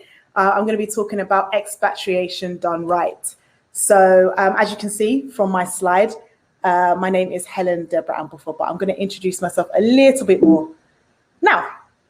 So I am, I think, the first Black British speaker for today. My heritage is Ghanaian, so my parents moved over to the UK, and I was born and raised in London. I'm also a expat and travel blogger and I currently live in Abu Dhabi in the United Arab Emirates. And I also I'm the creator of Afro Hair UAE, which is a natural hair community for women out here in the Middle East. And by day, I am an educational coordinator and consultant. So you can find me at helendebraampofo.com, so my full name. And on most social media platforms, it's Debrah Ampofo. And if you're interested in the hair, then it's Afro Hair UAE. So just a brief overview of what we're going to be talking about today. We are going to just be talking a little bit about the history of Black Britain and looking at movement in terms of traveling whilst Black and British, but also being a Black British expat in the UAE. And then also talking about the differences, even though there are differences between different types of Black people, we're also going to be talking about what unites us as Black people too. So for those of you who don't know, it is Black History Month in the UK. So happy Black History Month to you all. And if you don't know anything about being a Black British person or being Black in the UK, you are not alone, because we are not actually taught our own Black history, unfortunately. If we are taught Black history at all in school, then it's normally American Black history, so Martin Luther King, civil rights, Rosa Parks, but not anything to do with our own Black British history. So we luckily we do have direct roots to our African or Caribbean backgrounds because our parents typically came directly from there, or grandparents, but we are not taught about Black British history in schools. It's largely self-taught. So it did begin with, well, there were a lot of or some Black British people throughout history. However, in terms of the like the growing Black population, it started in the 1948 during the Windrush migration. So this is where we saw many Caribbean people coming over to help with rebuilding. Sorry, I'm rushing through this, but yeah, rebuilding Britain after World War II. However, when they came over, they faced a lot of racism, as you can imagine, and so they had to band together, and they did everything to try and support each other in their community. So if those of you who know about Notting Hill Carnival, this was something that was established to celebrate Blackness, because, you know, out in the British streets, they faced a lot of racism. And in terms of Black Africans, they didn't actually come until about 30, 40 years after the Caribbean population. So that just means that now our Black British heritage is like a blend of all of these things. We've got the British, we've got the African, and we've also got the Caribbean. It's nice. So these are some Black British actors that you probably thought were American. Yep. So Idris Elba is probably my favorite one on there because he's nice, isn't he? But yeah, you can have a look at some of these Black British actors. So in terms of Black British travel, the British part of being Black and British means that we know a lot about traveling, or it's something that we typically do quite a lot. Obviously not everybody, but for the most part, we are taught languages in school, and part of our language course means that we go to places like France or Germany or Spain for a day or so. And also it's just something that's instilled in Black British people in general, British people in general, that we move around, we travel, whether it's in the country or outside it, something that we typically do a lot. And this is made easier because it is relatively cheap to get around Europe. So it's about £30 to get to Amsterdam, Berlin, Paris, and those kind of places. So when we do have money, we do like to spend it traveling.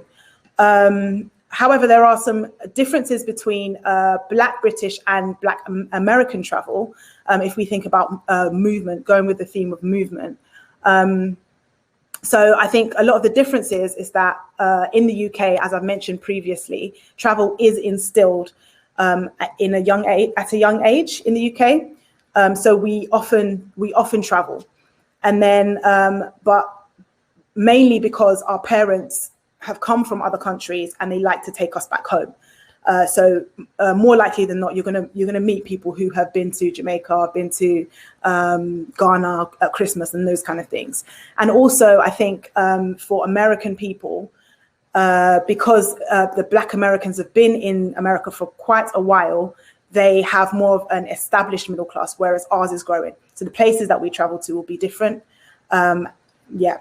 But in terms of the similarities, we have things like passport privilege. So unlike our African counterparts, our passports mean that we're actually able to have access into a lot of countries. But when we get to those countries, Black is Black worldwide. They don't really differentiate or distinguish between you're from Black, you're Black, but you're from London, and you're Black, but you're from Atlanta. And also, I think because of our passports, we are seen as expats rather than immigrants. It's not something that I particularly like or agree with, but it is the truth.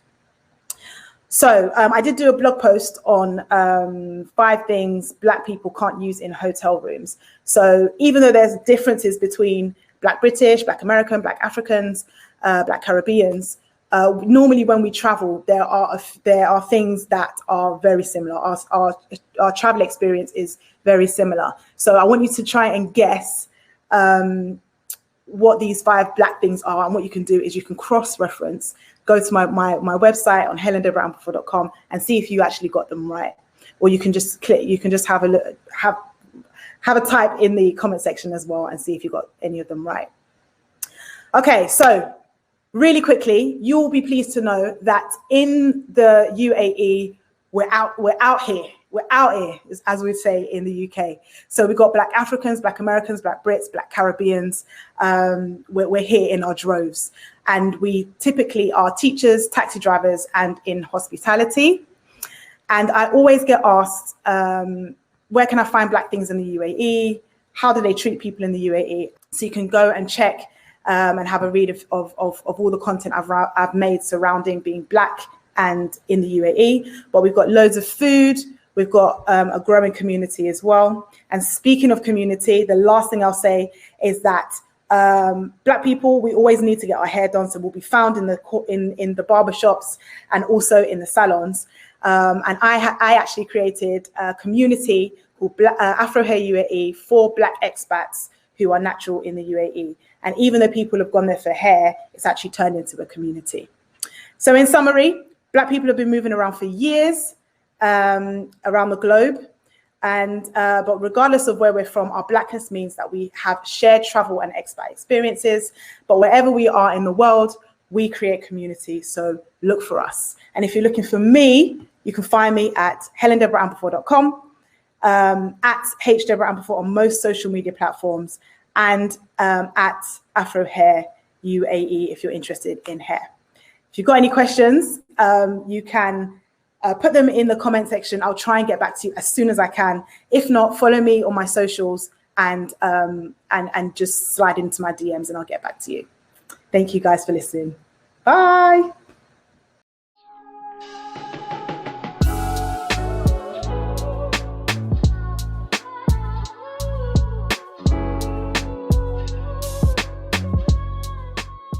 Hi guys. Hello. Hi, so my name is Wenona, and this is Tobi, and we are two of the members of Noire, and today we'll be talking about skiing while Black. So the main things we're going to talk about is Noire itself, who we are, what we do, and what are some of our aims. We'll talk about some of our ski experiences and some of the Black stereotypes that people may have around skiing. Talk about why diversity in snow sports and a bit of Black snow sports history, because it is Black History Month in the UK. So I'm going to talk a little bit about us and how we came about. There's 5 of us in the group, and we are a tribal community with the mission in mind, bringing colour to the mountain. This all came about a few years ago when we went to Chamonix together. We all started skiing in different various points of our life, and we thought, why not organize a trip for us to go all together? We went to Chamonix, which is a gorgeous place, definitely needs to be on your to visit list when you start skiing. And one night we were out just enjoying a bit of après ski, and one of the situations that really stuck out to us was a woman coming up to us and she was like, oh my gosh, what are you guys doing here? Who told you about this? And we were always like looking at each other like, what do you mean who told us about this, about skiing? Of course we've heard about skiing. And then it just was more even obvious when we were walking about, we were literally the only Black people on the in-hole resort. Literally it was just us. And we're like, this is weird. We shouldn't be hearing these comments in 2020. We shouldn't be, going on holidays places and literally not seeing anybody else that looks like us. So this is how Noire was birthed. But so what we do is we create fuss-free luxury winter sport experiences just to encourage more Black people and ethnic minorities to come and ski and snowboard and see what it's all about. And our services include planning the ski holiday, hosting social events in the UK, and raising awareness about the lack of diversity. Yeah. So our ski experiences, so as I say, there are 5 of us and we all started at different points in our life. So I personally started skiing in 2014. I learned how to ski on dry slopes just outside of London. And, it wasn't until I met Dee, who is photographed in the red there, and we went to Eastern Europe and started skiing on snow. I've put together a collection of pictures and videos of mainly Tobi, and the first one is just Tobi is probably one of our newer skiers, starting I think last year, isn't it? A couple of years ago. And the first video is Tobi skiing in an indoor. This was in Hemel Hempstead. Yeah. And as you can see, not so great there, but this is her now, as such, more confident, able to even give us a little smile on the camera. And what we love about skiing is just the atmosphere. It's a great time. It's a sport itself. You go with your friends, you have great times on the mountain. Après ski is awesome if you've ever experienced it. And I think everyone should go skiing once. Once you've gone skiing, you'll love it. And that's probably why we still keep going. Definitely. So these are just a few of the stereotypes that you might hear or think of yourself when it comes to skiing and the winter sport arena. One being it's too cold. How can you, survive or enjoy yourself in such plummeting temperatures? It's too expensive. You've got to buy all this gear, all this helmets and new skis and outfits and jackets. And of course, the most obvious stereotype is that it's far too dangerous for you to get into, or it's, too much bit of a risk. But if you have any other stereotypes you have heard of or have yourself, it'd be great for you guys to put in the messages so that we can just hear what other people think about the winter sports and skiing and snowboarding. So why is there a lack of diversity in snow sports? Geography is probably the biggest thing. So there is no sort of, I can't just walk down the street and go to a ski resort. No. And most Black and ethnic minorities don't live near or, in ski resorts. I think in the US it's a little bit more accessible for you guys.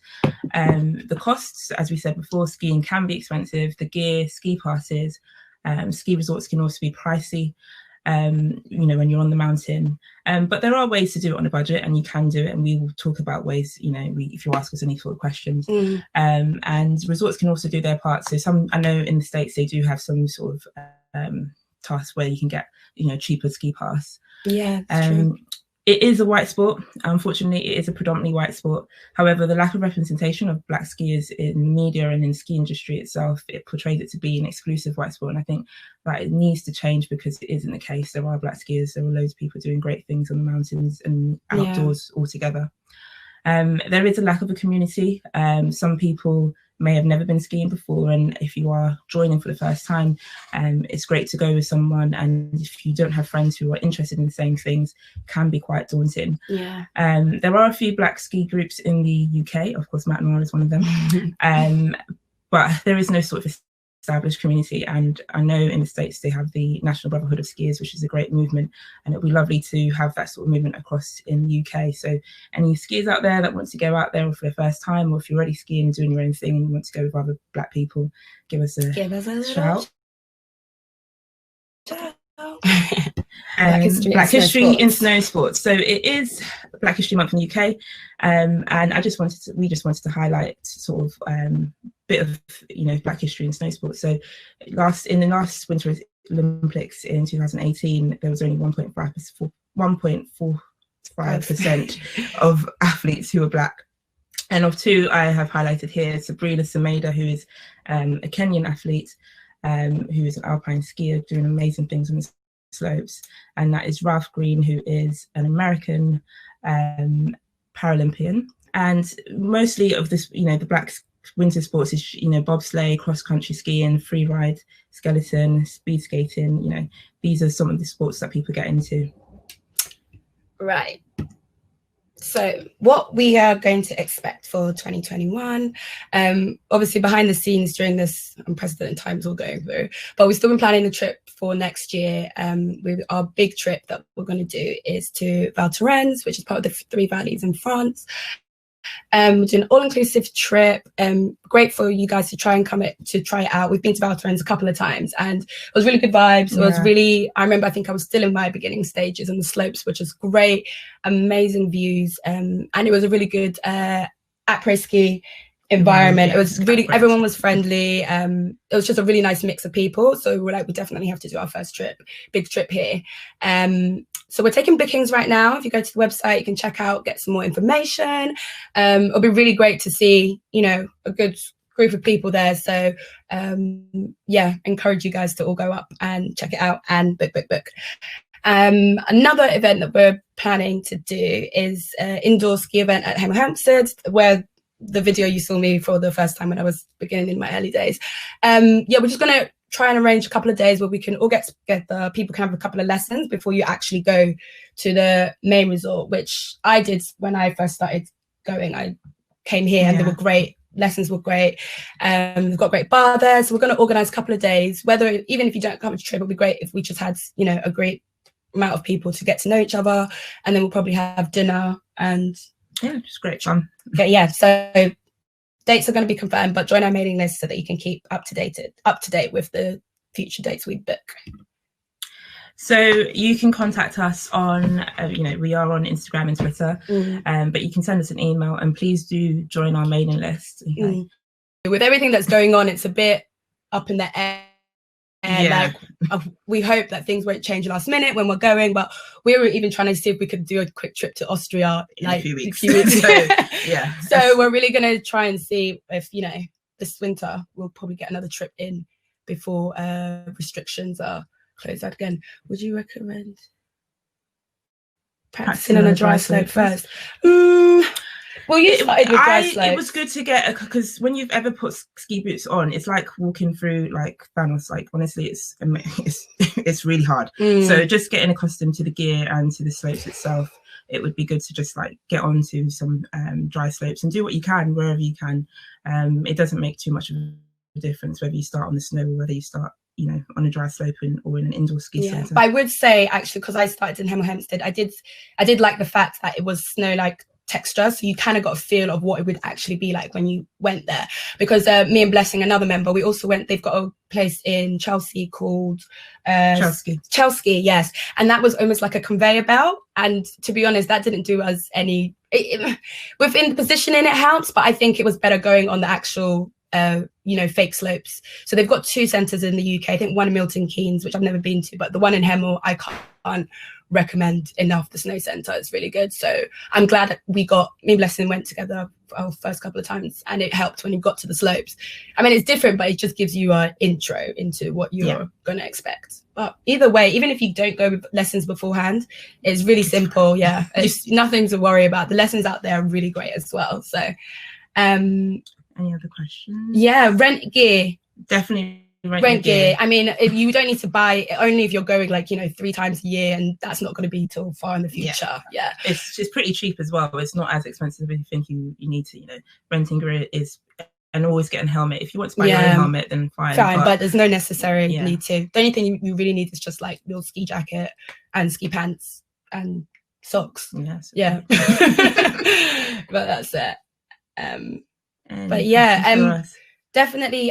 If anybody still has any of the Hemel Hempstead dates, so obviously because of COVID in the UK was a bit restricted with the numbers indoors. So we are keeping our eyes. As soon as we have the go ahead, we'll book it and we'll let you guys know. It isn't too. So hopefully, if we can go this year, but unfortunately, if the situation in the UK is changing, so I think it's best to just play it by ear at the moment, and we'll let you know as soon as we know. Any other questions? How do y'all manage with the cold? It's not actually that cold. Well, it's cold, but people forget. Cold. You wear the right forget things. When you've got the layers and you've got the jumper and the jacket. I mean, I remember a few times. Yeah, it's great. I remember a few times going to the top of the mountain and actually taking off my jacket to get some air because it's so hot and everything's so insulating. We come back after the day and we're breaking in a sweat. You do not feel the cold at all. And you can get a suntan at the top of the sun. Oh yeah, you can. The sun is just gleaming on SPF is needed all the time. So yeah, it's not a joke. But yeah, the cold is nothing to be worried about. Yes, sunblock, SPF every day. Reapply. Definitely. Honestly, we've found SPF sprays, SPF powder, because on the slope you don't want to be there rubbing your face. We're going to do a whole spiel. We've got videos coming out explaining all of this, so make sure you go to our Instagram and follow. We've got loads of stuff coming out that will explain all of this stuff and what to pack, what to bring, what to expect in terms of outfits and everything. Also, will you be sore? So I personally pack deep heat. So I'm a doctor by background, and I always bring all the paracetamol, ibuprofen, and deep heat for everyone. So yes, it's just like going to the gym for the first time. You will be a little bit sore because it's exercise, which is why it's good to build up resistance before you go. Yeah, we've even got workout video coming for you guys, so don't worry. You will be a little bit sore and you will fall over, but you won't hurt yourself. You'll be fine. Yeah. What brand SPF? A couple of my favorites is La Roche-Posay. Yeah, La Roche-Posay is a good one. It's light and actually good for Black people, because one thing we don't like is being ashy. So it doesn't have that weird white cast that you get. But yeah, Boots sell it. I can't think of a good one. Which is the one? The one from Body Shop. Body Shop. We got one from Body Shop the other day, which is just a little spray. You can put it in your rucksack. It's quite good. Just top up wherever you are we do wear makeup on the slopes, and so if you are one of those ladies who wear makeup, it's quite good. It doesn't make you feel too heavy. No, exactly. It's nice to just have something light that you can use to top up during the day, especially if you've been wearing a bit of makeup. But it's not even makeup is not necessary. It isn't really necessary. Got a couple of shades, sunglasses, and you're good to go. Is there a special way to design your hair? I think. This was one of the things that we found difficult initially, because of the helmet, and you don't want your hair to get wet and things. So, but I think between us all, we've all pretty much had every hairstyle. So whether you have your natural hair, did Simi have braids at one point? I had braids at one point. How was it with the helmet? It was fine with the helmet. It was fine. So just whatever your go-to. So I put my hair away because I don't like it getting wet. How do people react to seeing you on the slopes? Oh gosh, we're like celebrities out there. I mean, the amount of people that come to us and be like, can we have a photo? Where have you come from? I mean, it's good. It's generally from a nice place, but it shouldn't be happening as such, because it shouldn't be quite unusual to see, black skiers. Yeah. But, usually it's generally out of, I've never seen a black skier before. Yeah. What are you guys doing out here? Like that kind of thing. But actually, even when you see other black people, they get excited. I remember going up a slope. There's a black guy snowboarding back, and he literally was like, "What's going on?" And then he came back. He ran up the slopes again. He was like, "Oh my gosh!" I ran up all the way to say, "Oh, it's so good to see you guys here. Like, I've been coming for years and I've never seen another group." And he's like, "I can't even believe I'm seeing like a bunch of full girls, like just having fun, chilling." It's like, these are the images that we need to see. This is what people need to see. Like, it's not just the white sport. Everyone can enjoy it. And it's not cold. Everyone needs to stop thinking it's super cold. Or you won't come. If it's cold, wear your 3 layers.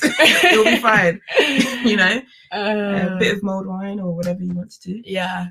So it's great. Yeah, the social part of it. I mean, I hope with COVID it will, still be as fun, but we'll see where we go with that. So stay tuned. Follow our Instagram. Book a spot on our trip. Yeah. It's great talking to everyone. And thank you so much. Thank you for this platform. Yeah, it's been a great day listening to everyone.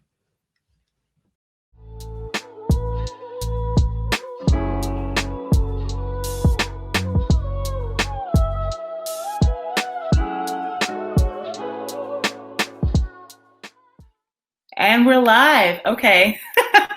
I'm still looking at the screen. Hi, everyone. This has been such a dope day for Black Travel. And thanks Sherry for adding my contact info in there. Everyone who doesn't know me, my name is Orion Brown. I'm the founder and CEO of Black Travel Box. We are a personal care products company for travelers of color. And so, hi Jeanette. So today I'm going to take you through, this is technically our business pitch. And I wanted to talk to you a little bit about building a brand. My background is actually in brand management, and I started Black Travel Box. Hi, Yinka. Hello, Wendo. I started Black Travel Box as a passion project, right? So it was just something that I really was passionate about, creating things. I saw that there isn't much for us in the market. I wasn't even trying to be political or like change like the beauty landscape. I just wanted to work on something that I thought would be fun, and I was doing it kind of nights and weekends. As I started building it up, and I started talking to other Black travelers like me who are going through all of these hoops just to like get their hair right and their skin right, because wherever we go in the world, we are still Black and it is hard to find things. I started to get really frustrated. And even as I was looking at the industry, I was on the back of my mind, I was thinking, that little voice on your shoulder that says, somebody's already doing it. This is a dumb idea. You don't need to even worry about that. And then I would go to these industry events and, there was nothing for us. I went to an industry event, and I'll actually show you guys a presentation in a second, but I went to an industry event, and at the time I had just left corporate. So I actually had my hair in locks, and I was so liberated. I'm like, I got my natural hair on. This is so dope. Get on the floor, and I've got a super pass. Everybody's looking at me thinking that, who is she? Ooh, she's got a super pass to everything. I was actually coaching another business that was pitching. And I get to the beauty section, and one, I'm the only person of color just strolling around there. Number two, I won't name the brands, but there are brands that use words like Africa and African and Shay and different things in their names. And I'm looking at white people talking to white people about Black hair. And I just couldn't understand it. And my last straw was going to a counter where they clearly had, hair care for textured hair, I'll say. And so the young lady comes over to me to sell me on it. She thinks I might be a buyer. And I'm asking her, okay, so what products here work for my hair? Oh, we've got dry, damaged hair stuff over here. And I said, that's really nice. My hair's not dry or damaged. So where's the stuff for my normal hair? Because you got normal on the bottle there. This is going to work on my hair. Because if it's not, if the bottle says normal and it's not for me, then what does that make me? So I put her on the spot. I probably shouldn't have done that, but that became a fuel to my fire to really make what started out as a passion project something that really is a brand and a business that we hopefully will endure. And so this year has been challenging, but I have a lot to share with you. For any of you that are thinking about starting your own brands, for any of you that are curious about buying Black and what does it take to sort of create a brand and pitch it, and particularly to retail. We're direct to consumer right now, but we're going to be going into retail next year. This is for you. This is an opportunity for you. Yeah, I totally put her on the spot. That wasn't right. So this is an opportunity for you to get a peek in. I highly recommend you could go ahead and ask questions. I'm looking at the chat right now, the stage chat. So if you're on the event chat, I don't see you, but if you're on the stage chat, go ahead and thank you, Jeanette. Thank you, Sharia. Thank you, Cheryl. I'm watching all your chats. So we're going to do this interactively because this is weird, me just looking at myself. And then I got the presentation. But I'm going to go ahead and do that. And let me pop open my presentation mode so I can see it. You guys can't see that. But this is us, Black Travel Box.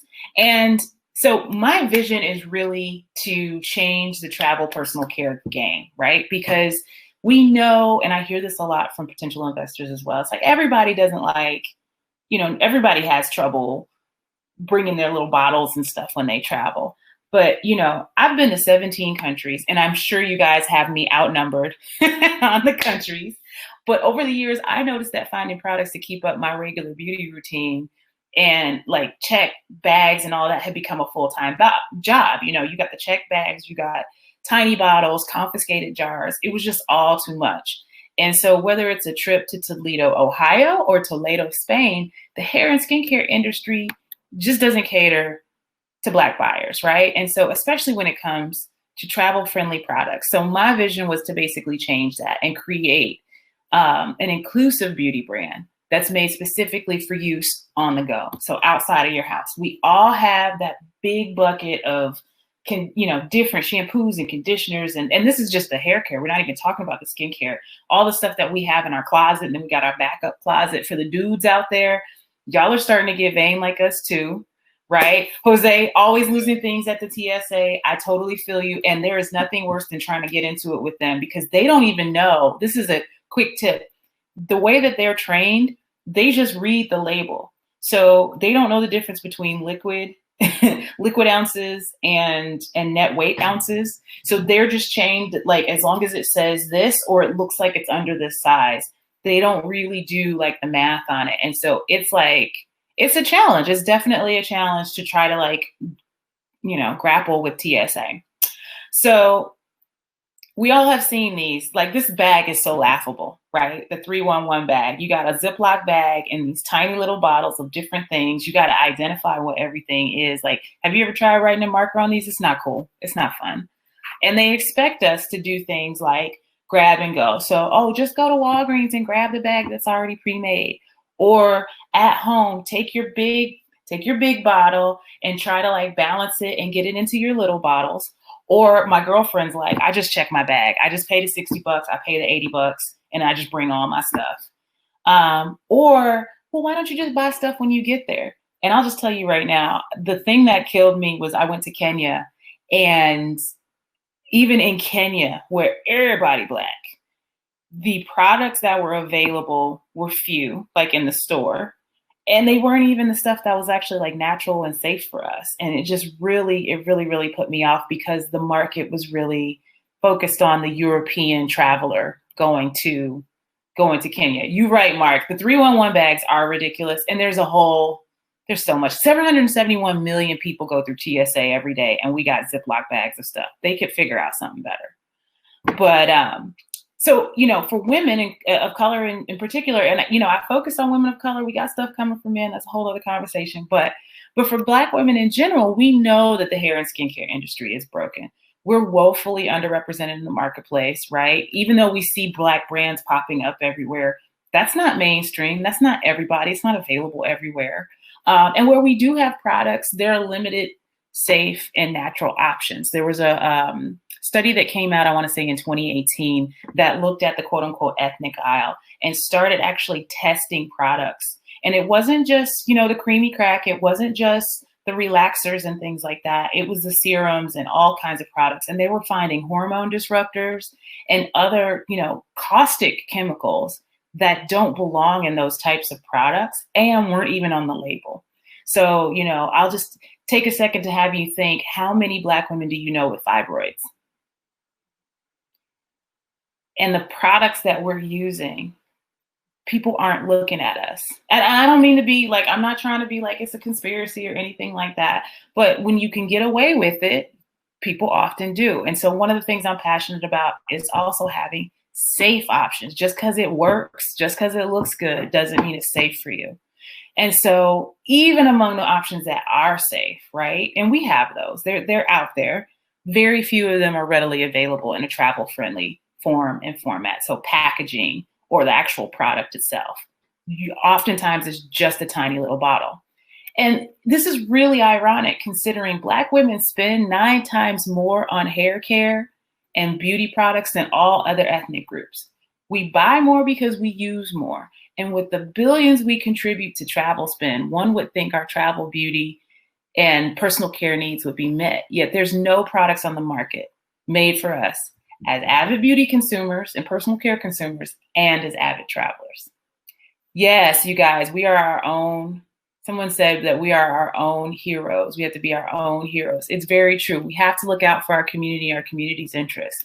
Allies can come along with us, but we really do have to lead the charge in a number of places. Because most people don't even know, even within our community, we don't know all the places and spaces and the ways in which we're sort of abused by a system that was set up long ago. And so it's one of those things that we have to really lead that charge.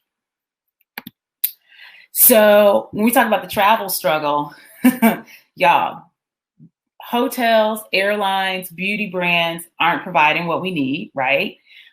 When was the last time you went to a hotel and was like, yep, I can use that. Yep, that lotion is not going to make me ashy. Yep, that shampoo won't ruin my hair, right?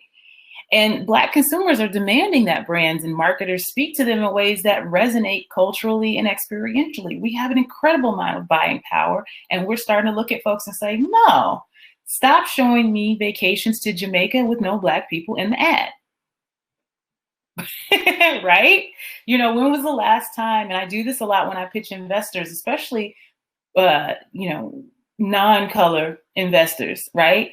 Talking to them and I say, look, here's how you can see whether or not there's a deficit. The next time you travel, and this is obviously when people were traveling more, pull out the magazine from the seat pocket in front of you and flip through it and count how many Black faces you see in there that are not stewardesses or flight attendants or somebody in the service part of the industry. That is a problem because we have money to spend and we are just as capable as anyone else to, or just as worthy to be a target of their marketing and a target of their customers. So, for them, we know we want the things that resonate with us culturally and experientially. And if these brands want our business, they need to get on board. Someone already mentioned earlier that we spend a grip and a half. So we're good on time. We're good on time, Anita. Okay, cool. And so, $63 billion is nothing to sneeze at. We grew from 2010 to 2018, $20 billion in the travel industry, right? And It's crazy. It's crazy. We're growing exponentially. It really represents a massive opportunity. So let me tell you about what we're creating. Black Travel Box, unabashedly inclusive. And we're an unabashedly inclusive brand at the apex of beauty and travel. Our products last longer, they travel better, and they're safe to use. So the only thing our customers have to worry about is the next destination. Y'all know who you are, but our customers are the road warriors, those people who are traveling frequently. They're doing it for vacation. They want to get the most out of the travel experience. The thing that I think our point of difference is because we take the frustration out of trying to figure out all your stuff and the packing and the paying extra and doing all this or running to the store and trying to grab stuff, you can spend that time enjoying your actual vacation and enjoying the experience, which is, it's unheard of. I mean, I've literally taken cabs. I've gotten Ubers in foreign countries trying to go find the closest pharmacy or store that I could go and stock up on the things that TSA just took. So having that time back is really invaluable. We're also for the business traveler. I have a very good friend who would travel back and forth. I'm located in Denver, and she would travel back and forth to Denver for consulting, and she would leave a go bag at my house because she's there Monday to Thursday, and it's like she needs that, but she can't leave it at the hotel, right? So having something that's a great go-to for business travelers, and then of course those occasional, adventure seekers, the people who are like, I don't even know what I'm doing. I'm new to this. Like, what do I need to take with me? Like, how do I figure this out? We got a bundle for them. And so let me tell you a little bit about the market, right? Like, what does that actually mean in terms of the marketplace? Is it changing? Is it changing? There we go. Look how much money we got in this, y'all. $3 billion, the total addressable market. And that is just Black travelers. This is how much we spend. Because if you think about all the little bottles, little tubes, little bags, stuff that you lost, stuff that you paid for, it's easily like $200 a year in a regular year. Obviously, this year is a little weird, right? $3 billion estimated, that total market just to us. So when we talk about Black Travel Box and the opportunity we have, it's at least a $27 million opportunity just for what we're doing. And I put these numbers here because I was like, I don't know if I should leave the numbers in. Like, that's not something necessarily that people are going to be interested in. But, it's really one of those things that we need to understand how valuable we are and how much we're worth. And so that's why I share this. And somebody else said earlier, we can all eat, right? We're looking at the $63 billion that's spent on travel. Everybody can eat. So I'm not afraid if somebody comes in and tries to do the same thing, because number one, we need it in the market. And number two, there's enough room for all of us. Now, hopefully you'll be my customer, but if you want to be their customer, that's beautiful too. Because at the end of the day, the equality comes when there is a free market, and that all of us can represent many different things in different ways and all share in that profitability. So I wanted to share with you, I'm pushing the wrong button, y'all, sorry. So I wanted to share with you what our products actually are. So people want to understand, what we are. Right now, our products are primarily anhydrous. So the things that are really interesting is like our shampoos, co-wash, and conditioner are all solid bars. And you see them in the photo there. Those are our mini bars. Those little bars are about yay big. So I got big hands. I can't even give y'all an example of what like it would look like. I don't have any with me, but the little bar it's the equivalent of 4 times the amount of product. So that little bar is equivalent to like a 4-ounce bottle. Our larger bars, which are about the size of a regular soap bar, so smaller than a bar of Zest, equal to about 16 ounces of product. You take it in the shower, run it through your hair, lather it on your hands, run it through your hair, do what you got to do, put it on the counter, let it dry. It's all good. Our balms, particularly our body balm, is one, everybody just loves it, right? And so it's rich and it's emollient and it is not going to leave you ashy. We are cruelty free. The only cruelty that I'm into is making my friends and family try my stuff out and testing it on them, right? And we have clean ingredients. So I am researching ingredients at a level. I'm looking at the European stuff. So I know we have people on here and the ladies that just spoke, right? Like, from the UK, from different parts of the world, particularly in the UK and the EU, ingredients are much, much more strict, and they look at them very, very closely. And so oftentimes what I will do is look at those standards and say, is this the right thing that we actually need, you know, to make this product effective, but also make sure that it's safe. And so, you know, that's my focus for you guys. Let me see what y'all are saying in the chat. Oh, you guys are looking forward to the box. Ew. Looking forward to the box, looking forward to the box. Our dollar and buying power is so much more. Yes, we're so much more powerful than we realize. Yes. Used to travel with a plug-in electric hot comb. No, Martha. Girl, how you traveling with a hot comb? No. Put it in my carry-on bag. Girl, don't do that. Don't do that. So this is the other thing. We have to wear our hair natural. Now, I just got a haircut, so I got a little silk press yesterday, but normally I am curly, I am froey. And somebody was talking about, I think it was the Nappy company that does all of the stock photos. We have to normalize seeing our hair the way it grows out of our heads. Like, we got to stop with the hot, I mean, and I'm not hating on you for the hot comb. Sometimes you want it, sometimes you need it, sometimes you got the style that you already planned for, all of that stuff. That's cool, but we shouldn't feel compelled to do it. This is why we have things like the Crown Act, where we're trying to get the diversity of our hair and our natural textures to be something that is not criminalized within the business world and within schools and all of that. That stuff just makes me sick. But that being said, I don't want you to feel a certain kind of way, Martha. Girl, you take your hot comb if you want to, but if you want to wear your hair natural, or if you want to wear, especially if you have like braids and stuff, our hair balm is great because it keeps your scalp moisturized. People tell me all the time that they don't wash their hair when they have like braids and locks in. Don't do that, y'all. Take care of your scalp. It is not good for you to have a dirty scalp for 2, 3, 4 weeks while you're traveling. Don't do it. You can use the bar. One of the things I like with the little bar is you can take it. So if you got a part in your hair is wet, run it along the parts, part it, run it along the parts while you have like your locks and your braids in. But anyway, I'll get too much into the details. All right, Anita's like, time to wrap it up.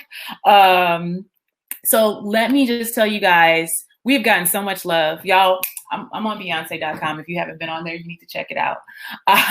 Travel Noire has covered us. Condé Nast Travel has covered us. Essence, Forbes, The Griot, Beauty Independent, tons and tons. We have amazing reviews. We have awesome endorsements. And it has just been such a wild ride. So I'm going to skip through. You know what? I'm just going to skip to the end. Do y'all have any questions? Let's see. Yes, you guys are getting samples in your VIP ticket.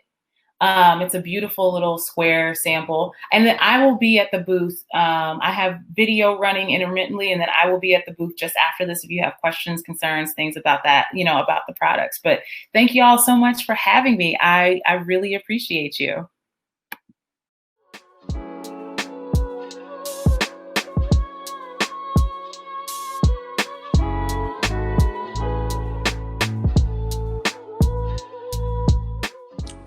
Good afternoon, everyone. Thank you for joining the travel writing segment of the Black Travel Summit. My name is Phaon Spurlock. I'll be with you guys today, and also waiting on Adrienne to join in. She's having some technical difficulties right now, but she'll be with us soon. So I'll just start it off, give you a little background about me. My name is Phaon Spurlock. I currently reside in Brooklyn, New York. I am a travel writer, and I've written for publications such as Details Magazine, Men's Health, GQ Magazine, and also have my own site called Luxurious Prototype, where it's like a luxury online magazine for millennial men. And I've written there countless of times as well. I'm also an entrepreneur. I own a creative agency that's called Prototype Marketing. We specialize in digital marketing, experiential marketing, and also multicultural marketing. And I also own a streetwear brand called Brooklyn League. It's apparel and accessories that gives back to Brooklyn. So that's just a little about me. I am so excited to be here with you guys today and look forward for this conversation and this journey. I know a lot of people are very much interested in travel writing and how to actually get into that space. And I will be sure to share all the tips that I have and how my journey as far as how I got on it as well. So I think we're going to give a little time to see if Adrienne comes on. And if not, I'll just jump right into, I guess, my story, and then we can go into some questions and answers. So I'll give it a couple seconds here to see.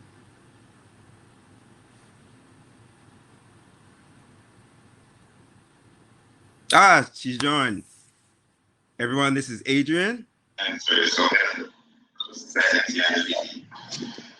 Hi. Welcome, Adrienne.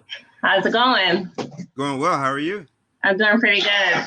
Nice. Yeah, So I gave a little just introduction about me, like, you know, what I'm currently doing right now. So feel free to jump in and do the same. All right. So hi, everyone. My name is Adrienne. I have been a travel writer for almost 10 years. Right out of college, I was supposed to go into med school, decided not to, and became a creative instead. And I haven't looked back. I've written for a lot of the top travel magazines like National Geographic, the Washington Post, Travel and Leisure, GQ in their travel section, Esquire and some of their health and wellness content. And it's been a great journey. Traveled to, I don't country count, but I'm sure it's in the dozens. Asia, Africa, all over, South America, North America, Canada. And then I write about mainly adventure and outdoor travel as it applies to health and wellness, especially for the Black community. I think it's important to show that we can get outside and experience travel in a very specific way. Nice. Awesome.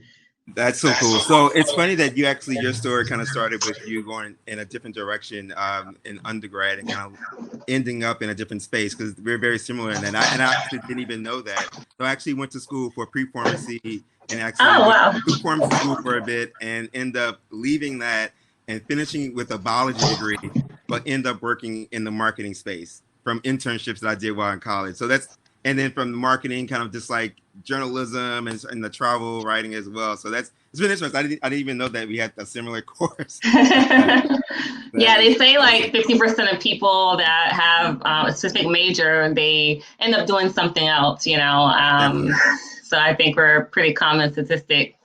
Definitely. Cool. So a little bit more about me. So I've been writing since 2016, and I started off more so in the men's lifestyle space, where it's more like style and fashion. And then I quickly knew and realized that as I love fashion and I love that space, but I understood that there was like a more need for people to actually talk about lifestyle and as far as like traveling. So I kind of ventured off into that space of doing that, and it was very organic in a way. I mean, I actually really enjoy traveling. And so therefore I would just post about some of the things that we were doing without any intent of getting anything out of it. And then from there, some of my friends who were travel writers during the time just kind of told me, like, you can actually like continue to do this more, and you can actually make money if you want by doing this, by writing for different publications. So they kind of introduced me into that space. And then from there, just kind of took off. I really enjoy it. Like, for me, the biggest thing about traveling is just experiencing different cultures. Right. So immersing myself into it and doing all the research that I need to know and things like to know about that culture before I actually go there. Right. So understanding like, where can I like stand on the subway as a man in certain like countries, or like, certain things I can and cannot say. Right. So that part to me was the best part of it all. And then it's like really kind of understanding people's culture, immersing myself into it as much as I can, obviously being respectful of that as well. And so it's been a journey. And, Adrienne, I want to actually have a question for you. It's like, what, as far as like right now for the pandemic, what have you traveled? And if so, how have you maneuvered? Navigated, right? Yeah. Yeah, it's like a whole new landscape in a sense. I went from, tell my friends and family, I got an invitation to go to Switzerland. I got an invitation, to go to South Africa, or, I don't know, like New Zealand. I'm not going to take it. There's something better down the line. Yes. So that was a daily thing, like, getting these amazing, awesome, invitations. And then now it's like maybe, I don't know, one a month, if that. And it's usually for somewhere domestic, or, like a staycation or road trip experience, or something in my backyard. So I think like the landscape for me has shifted a lot from I would say planning the big international, wild destinations to, how do we explore what we have to offer here in the U.S. So I've done, I would say since March, I actually was on the last flight out of Fiji when everything kind of went to hell in early March. And then since then, I've left the country once to go to Turks and Caicos over the summer, and then the rest has been domestic. So like Virginia, I'm from the Maryland area, so I went home and did some hiking in Virginia, nice. Maryland, also Aspen.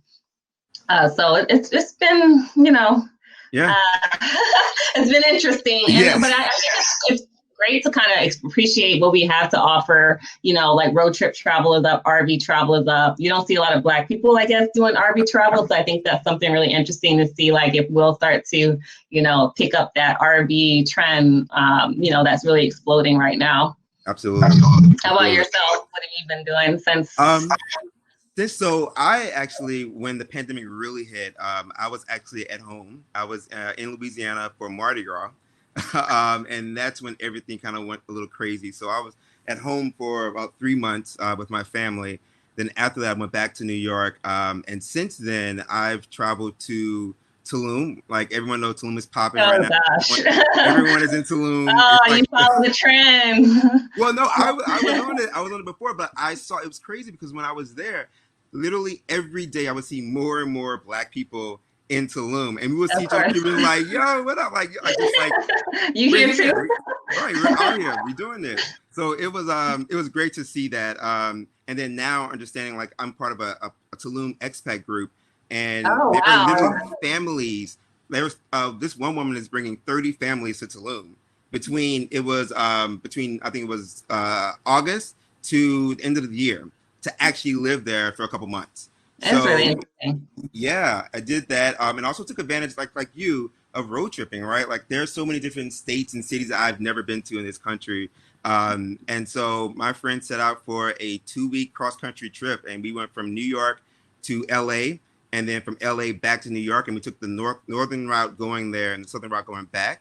Right. Okay. And it was such an amazing 2 weeks. We hiked, we did Grand Canyons, we did Moab, Utah, we did Joshua Tree.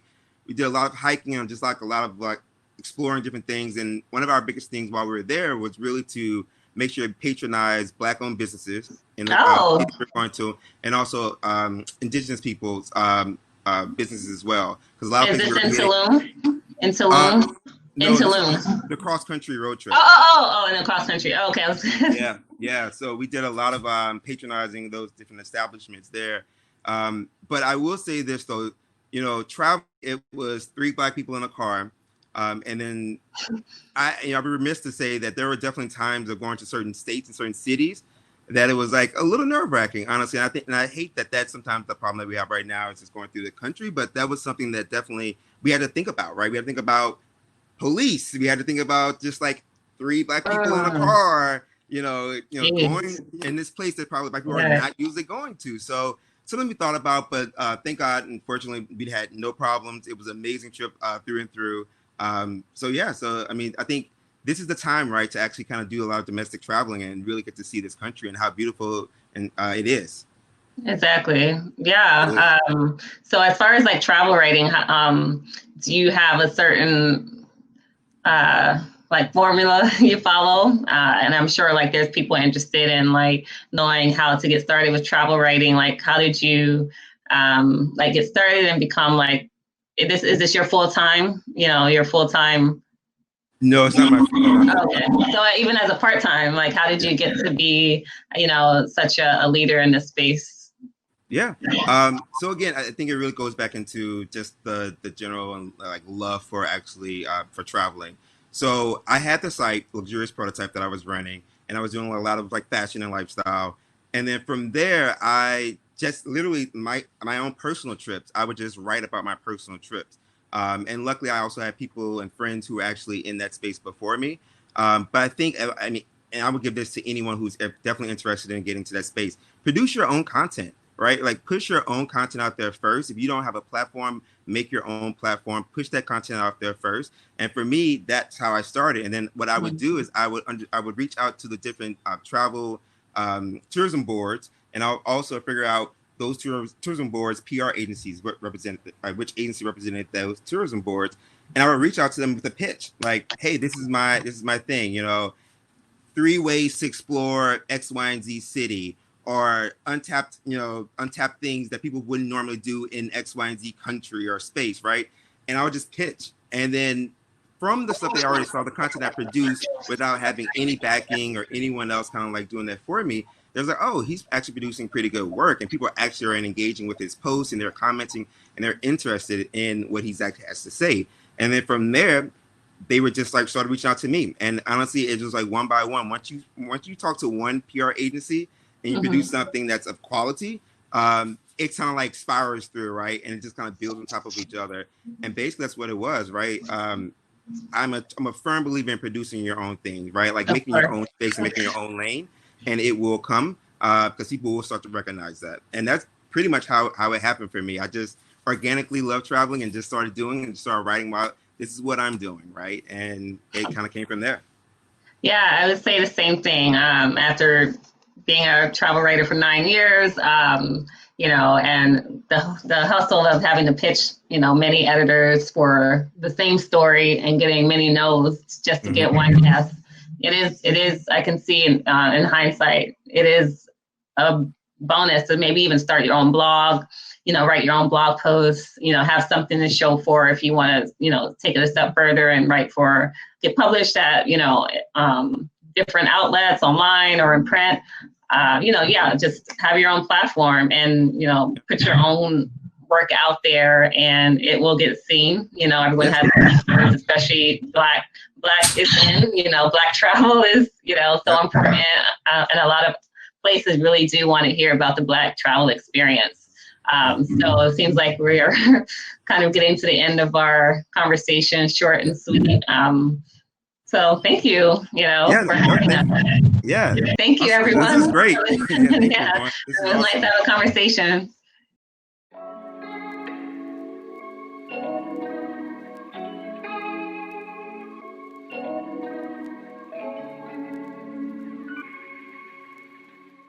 What's good, everybody? John D. Saunders here. I'm super excited to be here and go through some side hustle ideas. Again, if you have any questions, any comments, feel free to drop me a message. I'm just excited to start. So what's the big idea, right? I'm going to show you how to turn your life experiences, your travel, the things that you do into profitable side hustles. Now, by definition, a side hustle is a project that you work on the side, but ultimately it can become something full-time or something that makes a good amount of revenue where you can travel the world and live life free. So first and foremost, big thank you to Anita and the Black Travel Summit team. Again, I'm going to go through this, and any questions you have, feel free to drop them off and let me know.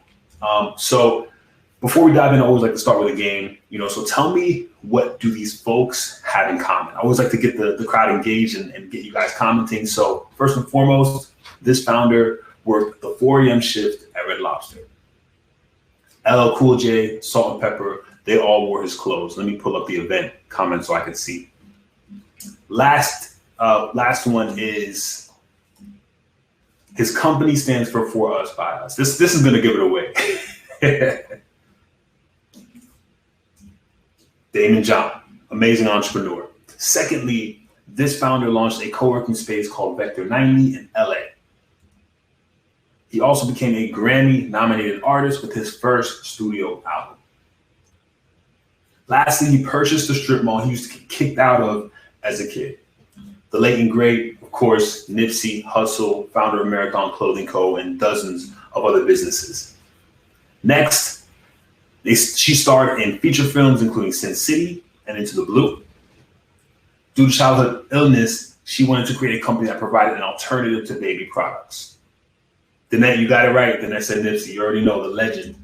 This is Jessica Alba, the Honest Company. So this is just to get y'all going, get y'all active. Y'all didn't do too well. Didn't do too bad. Not too bad at all. So these folks, the biggest thing they have in common is that they leverage their life experiences to build profitable businesses. It's all about telling a story and having people relate to you or your product so they can feel the same way you do when they buy it. So real quick, here's a little bit about me, because you're probably wondering, who is this guy talking right now? My name is John D. Saunders. This is basically a collage of my life I love to present, love to spend time with family. You can see my wife and son there. I'm a big gamer, so you can see the original Nintendo set. Some of y'all might be too young to remember that, but ultimately it is there. I'm an avid traveler. My family is from Barbados. My dad's side is from Guyana, so we're big into Caribbean culture. And this is me in a nutshell. So family guy, traveler, entrepreneur, all that good stuff. I want to talk a little bit about my businesses. So ultimately at the top, 54 Digital is our award-winning agency with Inc. 5000 as well as Fortune 500 companies working with us for web design, development, and brand strategy. And I've also opened a slew of e-commerce businesses. One of those being Love Travel Company, which was a travel company for millennials. Survival Nomads, which was for outdoorsmen and outdoors women for products and things that they need, as well as Dope Canvas. Now, the great thing about this is I sold 3 out of the 4 businesses. And I did that by building up clientele and building up a business that was able to convert folks. So let's talk about how to turn your life experiences into cash flow. The process is simple. 1, you want to find your why. 2, you want to do the research. And then 3, you want to leverage tools. So when finding your why, think about the what. Is what your business does, as these are the products or services you offer. So first think about what's tangible, what you're giving away, and what you're providing to the consumer. The how is your USPs or your unique selling proposition. What's the biggest thing that differentiates you from the competition? Then 3 is the why. Why is a purpose or belief. It's rooted in your experiences and the very reason your organization exists. Think about that. It's super crucial and important to why you're doing this.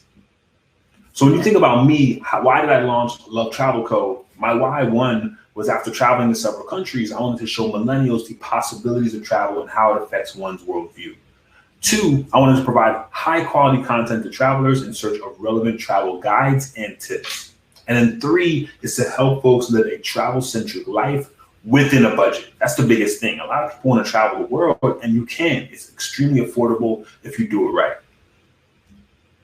So here's just a look at the brand. We had some travel bags that were waterproof that we actually went to Alibaba, had these shipped from China. It was a really great experience building this brand for about 2 years. 1, you want to do the research. Look at the competition. Hold on 1 sec. Let me just move this here. Look at the competition and then review the platforms, review their social strategy. There's actually a tool called Facebook Ad Library that anyone can use. And when you use Facebook Ad Library, it will allow you to look at specific ads of your competitors. So you can see the ads they're actually running and the ones that are working. Also, high engaged content. Just leverage what works. The biggest thing is when you're launching a business, you don't have to reinvent the wheel.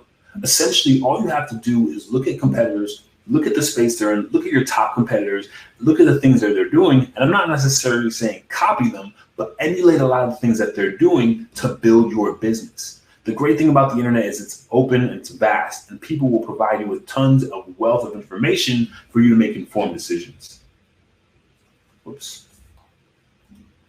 So if we look at this brand, for example, Gymshark, let's kind of break it down, right? The main menu is very simple: men's, women's, accessories, right? Super streamlined. They have clean image content, which is easy to create with an iPhone and some photo editing. The first thing you want to look for are top sellers. So look at the best sellers on their Instagram content that gets the most comments and shares. This is a great indicator of their top products. Next, look at the voice and tone. Are they fun and engaging? Are they serious? What's the tone of voice that they're leveraging for their clientele? The top players will have consistency across the board on every single platform. You can view top sellers usually on a page by just going to popular or newest products. And then you can see that they're using a professional, more clear tone to voice their opinion. What you want to look for is social media, what platforms they're seeing the most growth, and you don't have to reinvent the wheel. Leverage what works. When it comes to technology, finding out what platforms they're using, there's a free app called Built With, where you can type in the name of a URL and you can look at the shopping platform, the apps, and everything that they're using on their site. So here's their popular posts, right? I can go to posts and I can just organize this and look at the ones with the top comments and the top engagement. You can see people are asking for discounts that they can use for their first code. And then if I use built with, I can see that they built this site with Shopify. So the tools they use to execute include Shopify. You can do Etsy, or you can do Teespring and T-Launch. And I'll talk a little bit about that more. Now, when you have product types, there are 3 definitive types. You have inventory, which is when you have physical inventory, drop shipping, where you're essentially repackaging products and shipping on their behalf, and then print on demand is where they'll have a specific facility shipping those products on your behalf. So let me kind of break that down for you. So inventory, you're essentially working with the manufacturer. So with Love Travel, we had these custom travel bags that we made that we essentially worked with AliExpress to get those done and shipped here in bulk. Now with that, you want to have the intent to understand that this product might not sell off the shelves, right? So you want to make sure you're doing a pre-sale or something prior to make sure that happens. 2, you have drop shipping. This is when products are purchased from a third party and shipped directly to the customer. So this is if you're essentially buying products in, say, like China, they're going to your website, they're purchasing it, and that manufacturer is shipping on your behalf. Now, my favorite and the one that made us the most money was POD, or print on demand. This is where they have 250, 300 different product types. You can essentially put your logos, your images, your illustrations on t-shirts, on phone cases. If you have something that pops and does really well, you can use T-Launch to do print on demand technology, where people visit your site, you don't have to hold any inventory, and T-Launch, when they get the product, they'll ship it on your behalf to the customer. So you don't even have to necessarily touch the product. Now, here's a few case studies and a few examples of ways to create side hustles. If you look at the top one, you see welcome Brent and Sharon, welcome Kate and Nate. This young lady, she actually creates these at home and she sells them on Etsy. She's done 6 figures creating these products for weddings and events and homecomings, and she does all that from the comfort of her home, and she builds this and ships it to the customer. On the left-hand side, you see a book, Step-by-Step Guide to Building Wealth. This is my best-selling book on Amazon that we released. That we use a platform called Kindle Direct Publishing. And the way that works is with Kindle Direct Publishing, I'm just making sure we're good. With Kindle Direct Publishing, you can write your book, add it to Amazon's platform, and they will actually print and ship the book on your behalf to your customers. It's an amazing way to get your book out without having to go through a publisher and all these different things. You write your book, you put it on Amazon, and you sell it to your audience. We've sold 4,000 copies of this book just by doing that, and made a killing by creating a great book that people liked and leveraging Amazon to get it shipped out and sent. And if you look at the bottom right, these are some of the shirts we've made for another one of my brands, blackwallet.org, which is a financial literacy blog. And that's all print on demand. And then we use a platform called placeit.net to put these images on mock-up. So it looks like folks are really wearing the shirts. It shows you what that shirt looks like. And it's just a great way to showcase your products. So that's my presentation. I know it was quick. I know I didn't have a ton of time, so I tried to bundle as much value as I could as possible. So if I have time for questions, I'm going to open it up right now. Any questions you have, sound off in the comments, and I'm happy to answer them. Okay, so Yinka, I hope I pronounced that correctly, said, what should people get into first? So as a traveler, I mean, man, there's so many great things that you can do. I think print on demand works really well because you don't have to have physical inventory. So you can be traveling the world, living your life, right? And you can have these print on demand products selling on your website without you having direct correlation to your time. So I think that's the perfect place to start.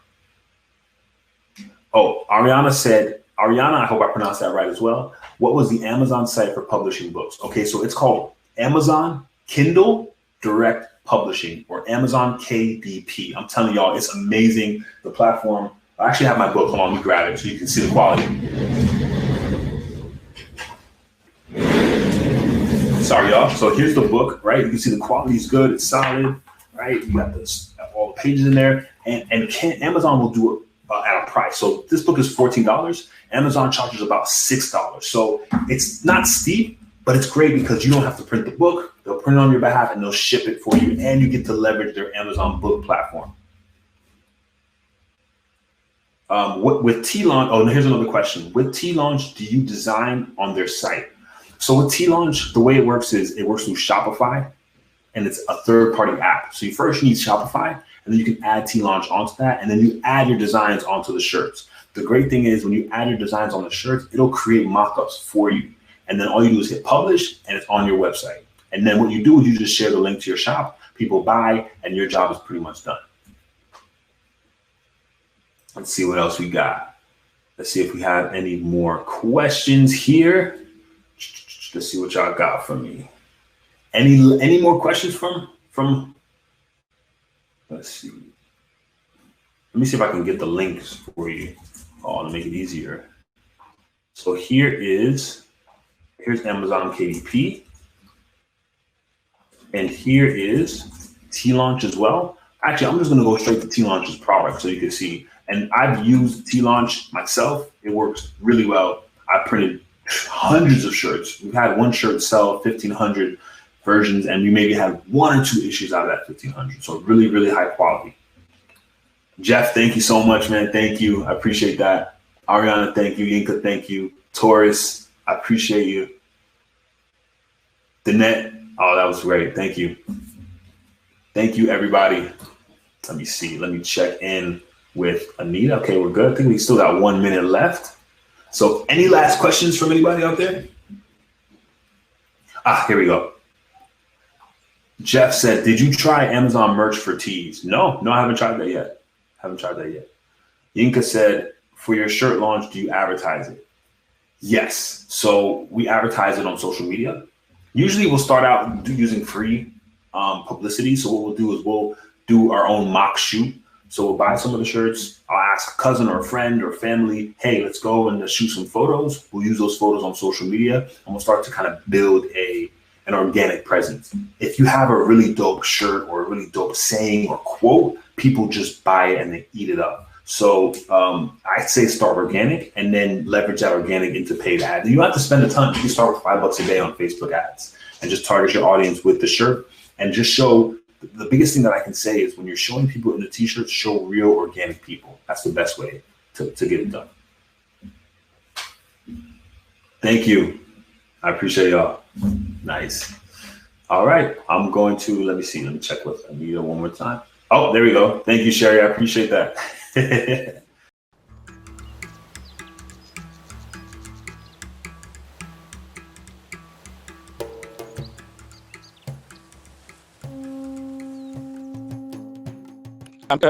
Good day, everybody. It gives me great pleasure to present the Seychelles Islands to you today. My name is David Germain. I am the Seychelles Tourism Board Regional Director for Africa and the Americas. I will start now by showing you where the Seychelles is located. The Seychelles is a group of islands located in the Western Indian Ocean off the east coast of Africa. The archipelago consists of a group of 115 islands, which made up of 74 coral islands and 41 granitic islands. You're actually looking at some of the granitic islands now, and the coral islands are those very flat islands. The main islands of the Seychelles, the main island is called Mahé Island. It is the principal island of the Seychelles. This is where the airport is located and where most of the people live. And the second island of the Seychelles, the second principal island, is called Praslin Island, which is about 21 miles from Mahé Island. And this Praslin is a second principal island of the Seychelles. The third island of Seychelles is La Digue Island, which is a very beautiful island. And it is also located about 22 miles from Mahé. So these are the three principal islands of the Seychelles. And the means of transportation between the islands, there is a ferry service which operates every day during the day. It's about 1 hour's boat ride from Mahé to Praslin. And or you have the option with the helicopter, which is about 15 minutes helicopter ride, or with the aeroplane. Seychelles is a beautiful archipelago. It is virtually a living museum of natural history.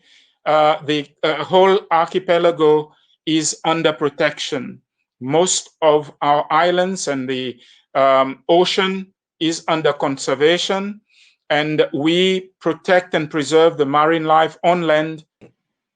And tourism is our main industry in the Seychelles, and we are blessed by the fact that we have got very, very beautiful coast and a beautiful archipelago, blessed by the fact that we have wonderful climate, 24 to 25 degrees centigrade right through the year, January to December. And the fact as well that Seychelles has very, very stunning beaches. And I mean, the island is known worldwide as one of the most beautiful islands in the world for many reasons. We are a very, very safe destination. And we have very, very hospitable people as well. We have a great variety of accommodation, from 5-star properties to guest houses and villas as well. And we have a lot of island resorts where the visitors can be Robinson Crusoe for a few days as well, totally disconnected from the whole world. And there are many holiday options in the Seychelles. You can spend your holiday on land. You can spend your holiday at sea as well and cruise our islands. Or you can sail the islands as well, rent one of those yachts and sail away. Seychelles is a very, very popular honeymoon destination as well, and wedding destination. Seychelles is more than just beaches. We have a lot to offer to the whole world, and we receive visitors from all over the world, a great mix of visitors from different parts of the world. It's our main industry, and we showcase our unique attractions, our market. We showcased our music and dance, our food. Our dance is something very, very special for us and for visitors to our islands as well. It's called the Sega, the dance, or the Mucha and Kamtole. It is our traditional dance of the Seychelles, which I would like you to sample a little bit, to see a little bit.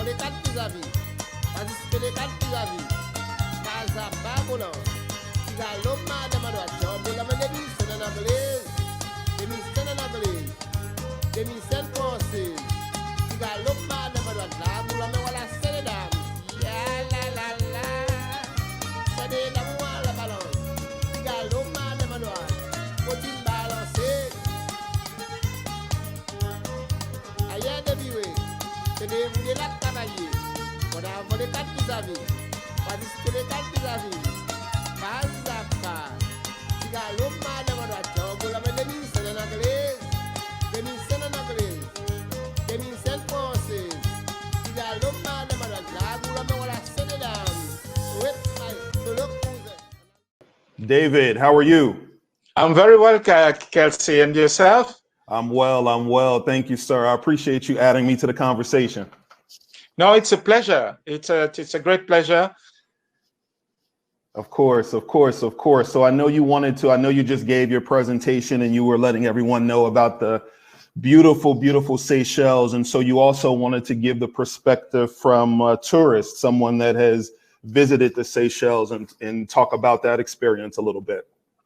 Yes, certainly, Kelsey. I wanted to find out from you, what are your thoughts about our islands? Sure. I think I captured that. You just wanted to know what are my thoughts about the island, especially when I first started traveling there, visiting there. And yes, I can definitely speak to that. So before I started Yacht Week East Africa, I was a tourist to the Seychelles. I was living in Tanzania at the time and taking quick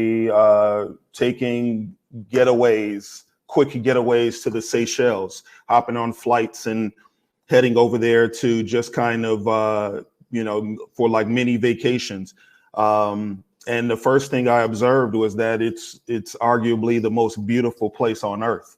It was absolutely amazing in that regard. And not only are you greeted with the warm, welcoming, hospitable people and, enjoying great food, but I also liked the different experiences that you get traveling to different islands within the Seychelles. I immediately observed that the Seychelles aren't just for honeymoons, which it historically have been known for. There's a lot of different things that you can get into there and enjoy. So whether it was the nightlife and restaurant scene and culture of the island of Mahe, or the beaches of Praslin, and one of the most amazing beaches there is Anzalazio, which is beautiful, or the laid back Rasta vibes of La Digue. There was just a variety and a diversity in the experiences there. So it was just amazing, and I can't wait to return. So yes, it looks like maybe David is experiencing some technical difficulties, but I was glad to definitely share my experience in the Seychelles, especially from a tourist perspective, from a visitor's perspective. So yes, feel free to reach out to either David or myself for any follow-up questions. Thank you.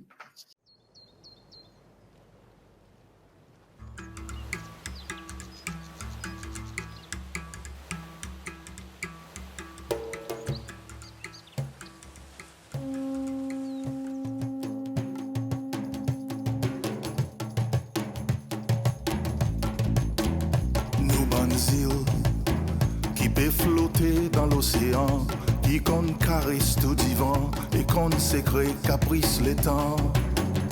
Nos bandes îles, côte pirate t'y paroisée, oiseaux t'y viennent reposer et voltiser dans la liberté.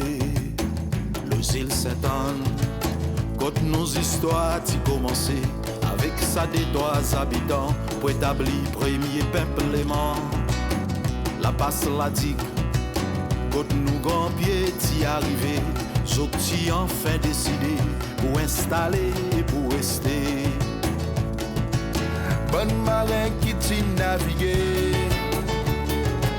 sorti dans le site, t'y arrivé. L'on nous y aux autres t'y débarqué et l'aventure t'y commencé. Sorti un peu par tous côtés. Bonne race, toutes sortes de qualités. Nous nous joignons ensemble pour rassembler et célébrer nos créolités. Les îles Mahé, dans silence, on peut regarder tout ça qui est bon, tout ça qui est mauvais. On témoigne tout qui n'arrive. Îles d'abondance, on offre nous facilité, donne nous possibilités pour prospérer, pour avancer.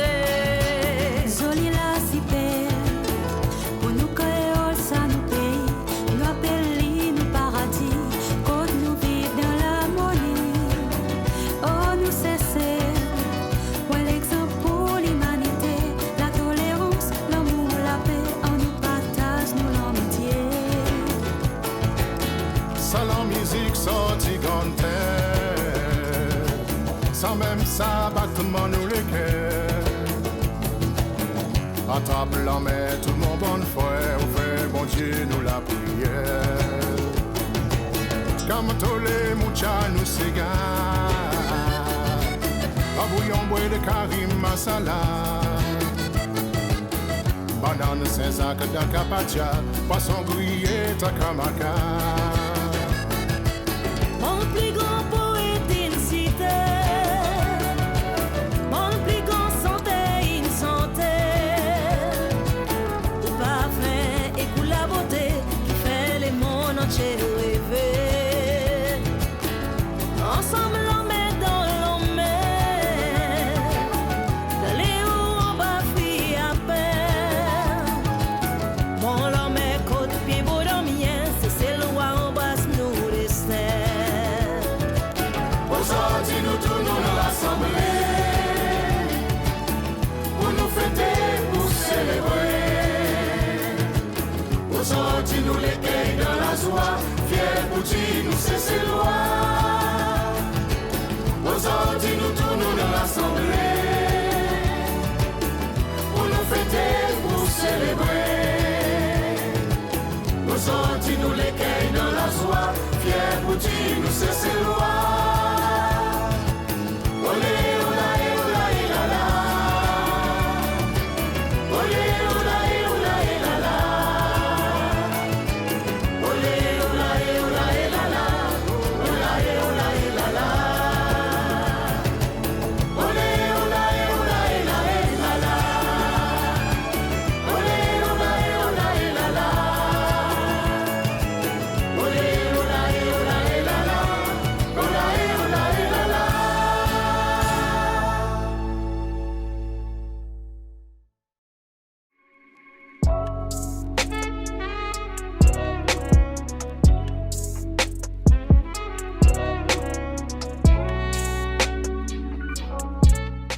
Hey everyone, how you doing today? My name is the Sporadic Traveler. I am a mental health and addictions counselor, a concurrent disorder specialist. I work in the mental health field. I'm here to discuss some mental health tips, tools, discuss a few things about traveling. I actually travel a lot as well. And I'm just here trying to kind of intersect mental health and travel and how we cope with situations while we're traveling. You guys feel free to ask any questions you guys may have. I'm here, I'm open to answering. I'm open to talking about anything you want to talk about. So yeah, just shoot a message and I'll get right to the questions. One of the first things I kind of wanted to talk about is a discussion around escapism. If you travel often, you can kind of like get to a point where you feel like your mental health is you're starting to feel a bit heavy, like you start that feeling of, I kind of want to go away. I need a vacation. And you have to ask yourself sometimes why you feel that way, or, maybe because you're getting tired of working every day. You're tired of, coming home. It's cold. Where I live, I'm from Toronto, Canada, and it gets cold early. It gets cold around like October. And I'm not a fan of the cold. I'm from the Caribbean, originally from St. Vincent and the Grenadines. Came to Canada when I was like 15, and I am just so used to the warmth that no matter how long I live here, I just want the beach. I want the weather. I want the drinks. I want the fun. I want the relaxation. And I find myself getting to a point where if I'm at home for too long, I start aching to want to take a trip. I want to go somewhere. I want to get away. But I have to ask myself sometimes, why am I going away? Like, what's driving my travel? Is it that I need to get away, or is it that I need to see somewhere else? Is it that I need to figure out a way to kind of, be in a new environment? Is it about seeing a different culture, different ways of life? But only you can really answer those questions for yourself. Only I can answer that question for myself. I know for sure. I use travel as therapy. I get away sometimes for a month, 2 weeks, 3 weeks, and I just go and I relax. I go and I rest. But then there are times that I go away and I am like rushing every day. I took a trip to South America, and every morning I had to get up at like 6 a.m. to get on a bus to go to another city. And I wasn't sleeping. I was so tired all the time, but I wanted to see everything. I wanted to see the salt flats in Bolivia. I wanted to see Death Road in Bolivia. I wanted to see, the desert in Chile. I wanted to see Buenos Aires in Argentina. And I would get up every morning rushing to get from place to place, which made me so tired. I was so tired all the time. And that actually affected my mental health, because by the time I got back to the hotel or I got back to, the hostel, all I wanted to do was sleep. I just wanted to lay down and do nothing. And for me, it's been really hard trying to kind of maneuver going away to relax or going away to see places.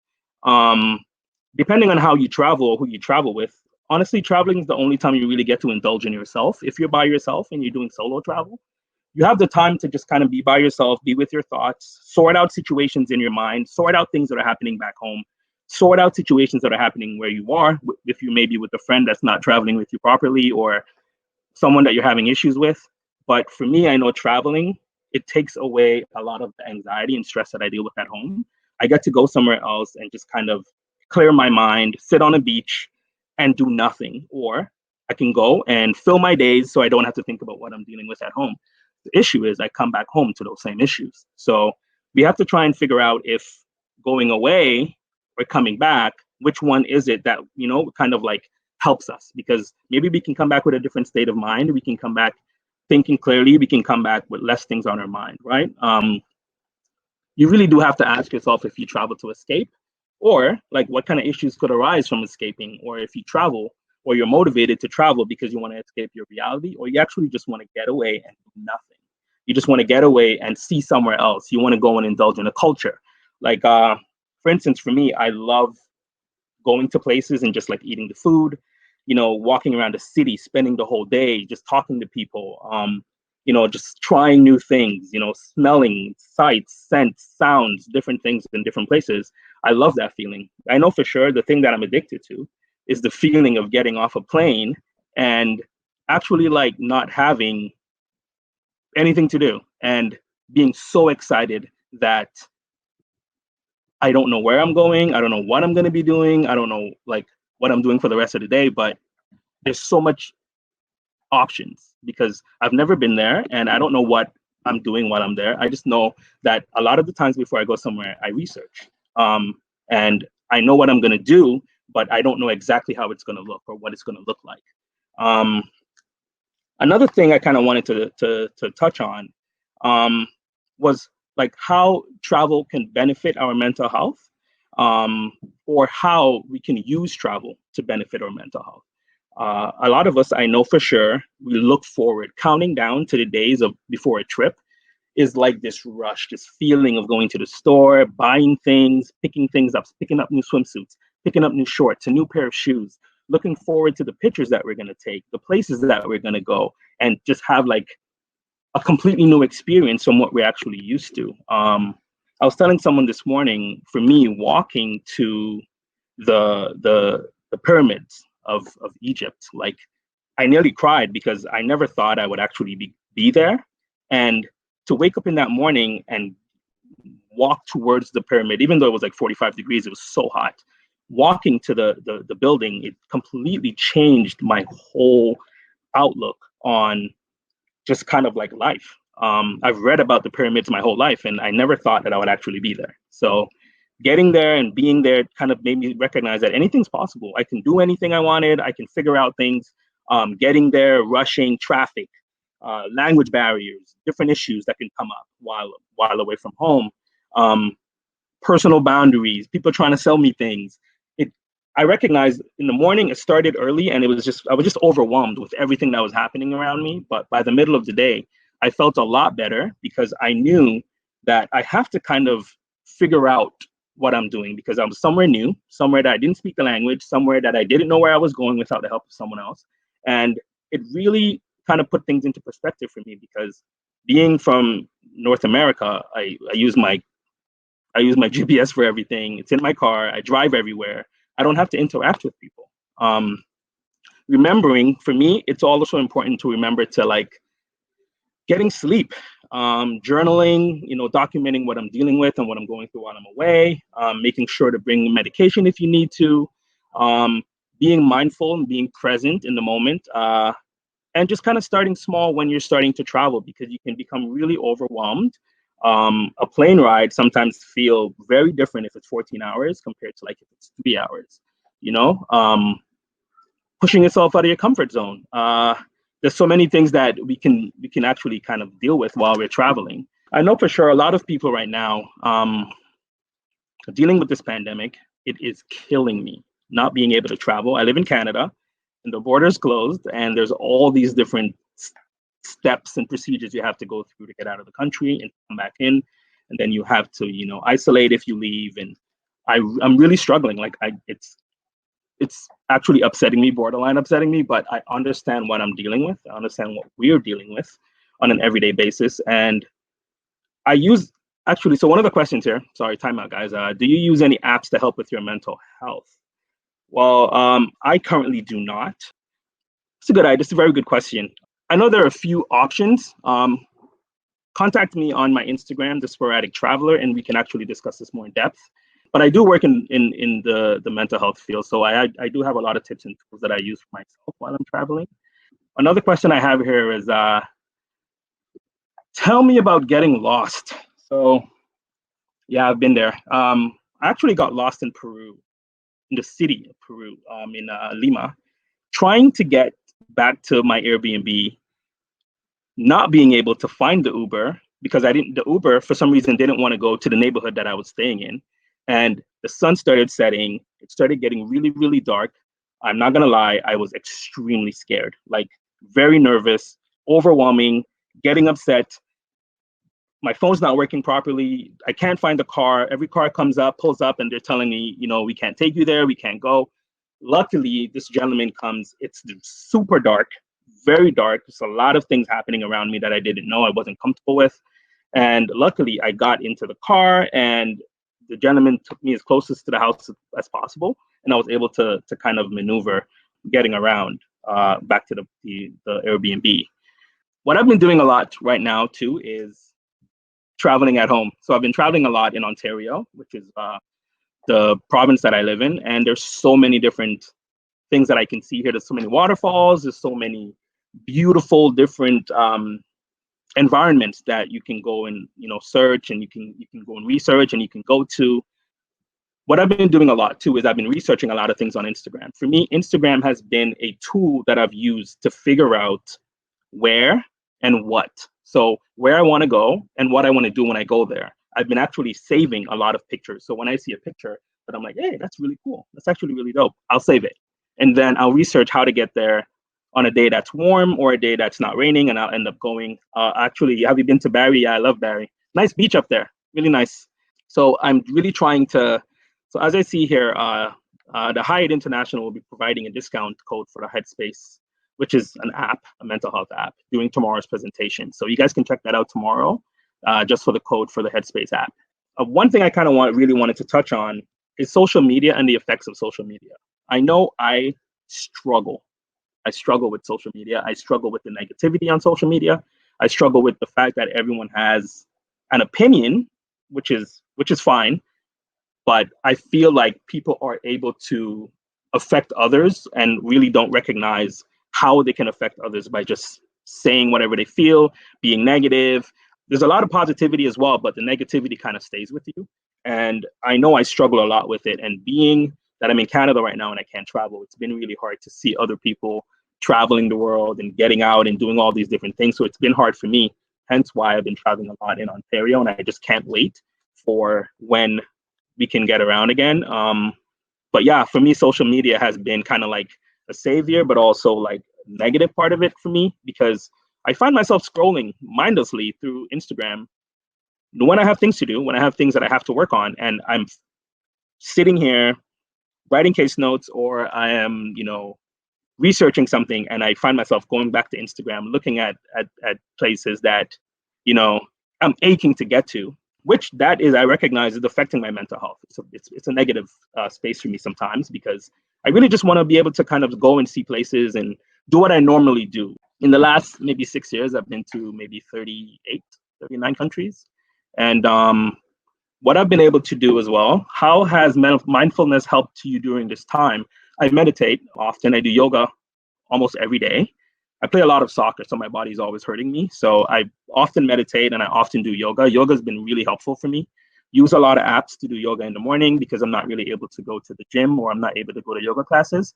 But meditation and yoga has been huge. So my Instagram is the Sporadic Traveler. I'm putting it in the chat here. If you guys want to check me out, you can check me out. I just post photos. So another thing I wanted to kind of touch on is my photos are taken by my phone. I don't do photo shoots. I don't.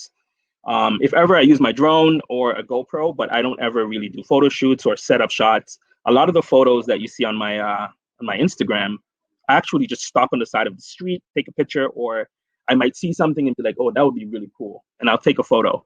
I find myself looking at other individuals' pictures on Instagram and I'm like, how did they pull that off? How do they do this?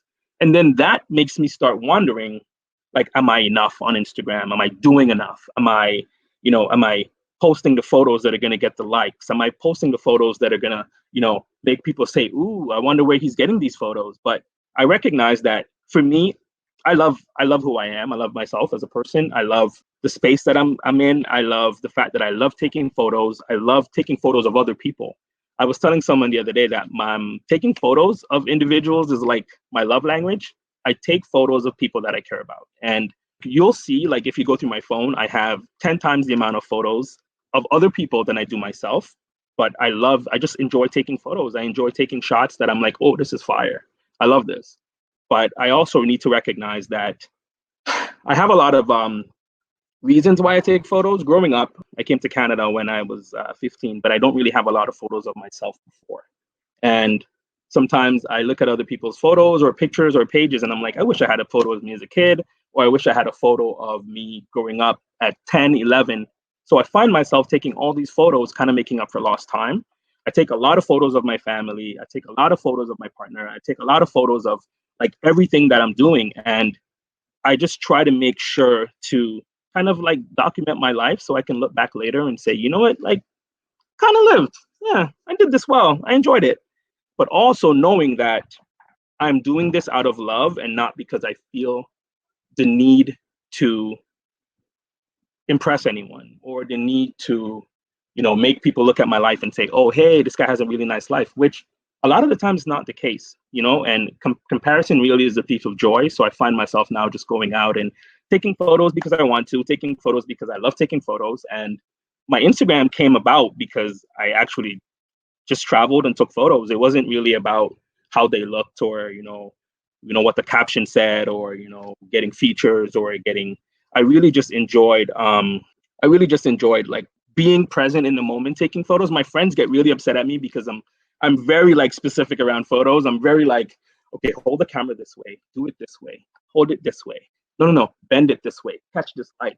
And a lot of people are always like, oh God, here we go again. But for me, it's something that I love and it's something that I love to do. So I take pride and it's very passionate for me to do. I really just wanted to kind of just discuss some stuff here. And if you guys have any other questions, I'm open to them. So I recognize for a lot of people that travel can be a boost to your mental health. It takes you away from your grind, your daily grind, your patterns, your schedules, your routines. And I know that also goes for me, but I'm really trying to focus on being present while I'm away and not thinking about impressing people while I'm home. That's home. Or being present while thinking about how I'm going to edit the photo or, how I'm going to post it, what time and all these different things. I'm really just trying to be more present. And also just taking my life, like being gracious, like showing gratitude for everything that I have going on in my life. My most memorable trip is one of the questions here. I really enjoyed Bolivia. I did so much in Bolivia. I did Death Road. I did the Salt Flats. I did the train cemeteries there. I did Lima. I nearly died there because of the altitude sickness, but it was so beautiful. Great place to visit. Very cheap, very affordable, really good culture. Very, very, very, very deep in culture. Really good food. A lot of empanadas there I had. A lot of beer and empanada. But yeah, really enjoyed Bolivia. My first trip after COVID, I'm looking at going to Grenada. But to be honest with you, looking back, in March, I was thinking, you know what, this thing will be over in like 2 months, 3 months tops. And now here we are in October and I'm like, what's happening? Like numbers are going up, things are being affected. And that is also messing with my mental health. And I really have to try and work on being more positive around, just what's happening, because I really don't have any control. We don't have any control, and we're all in this together, and we have to try and figure out a way to be more positive around what's happening. We really don't have a say, and we really don't have anything going on. Has any of your clients' mental health troubles affect your travel experience? How do you prevent it from ruining your vacation? It's a very good question. Yes, it has. So I try not to share my travels with my clients. I do with some, others I don't, because it's kind of like I have a situation at work where a lot of my colleagues usually say, oh, must be nice.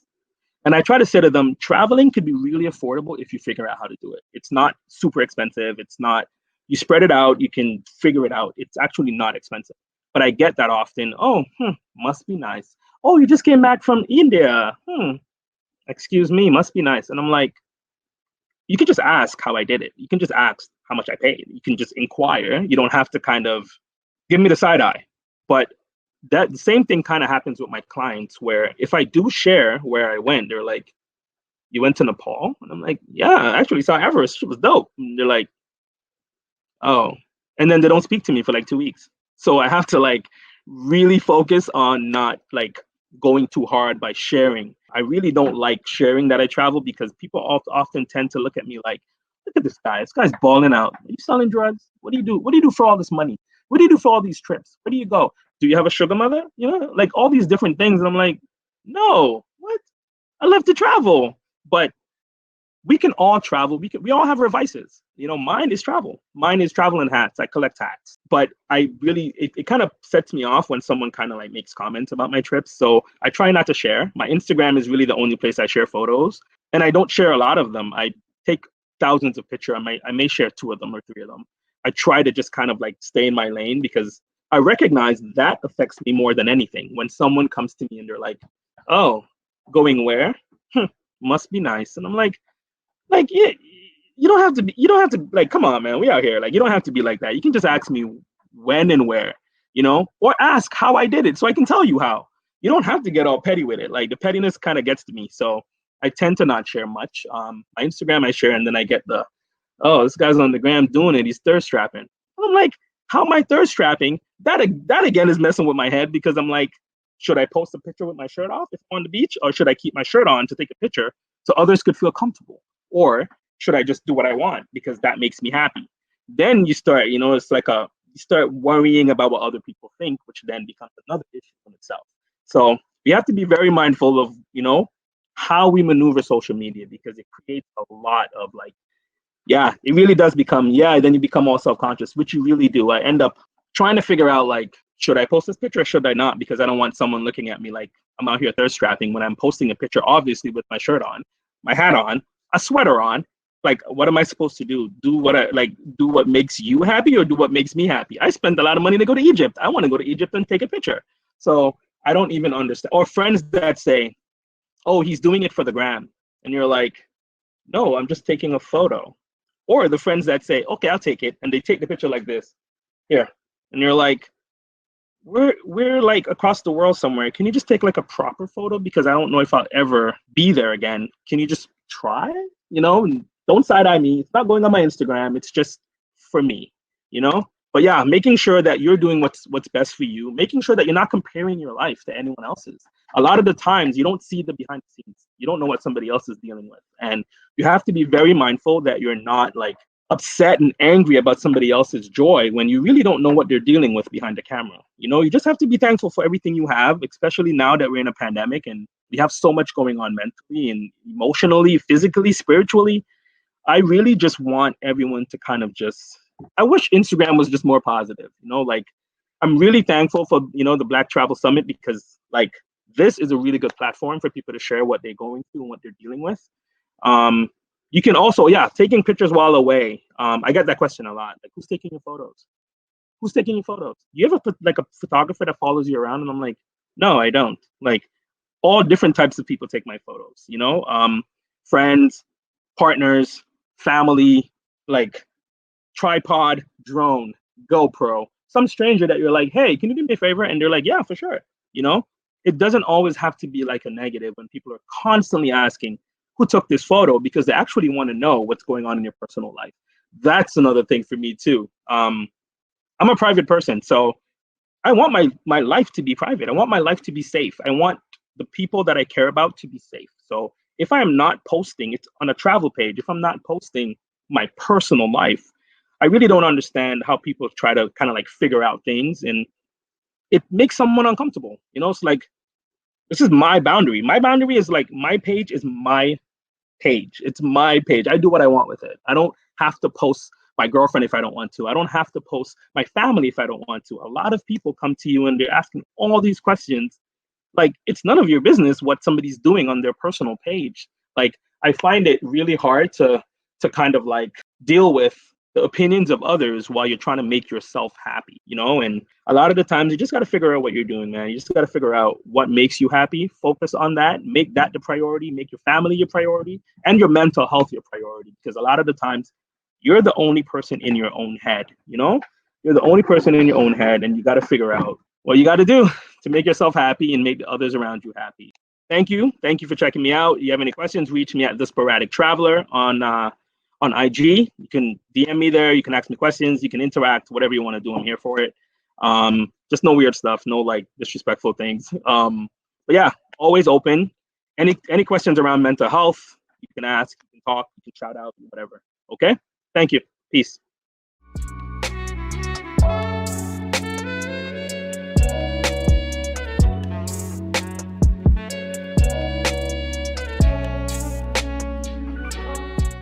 Hi, greetings, everyone.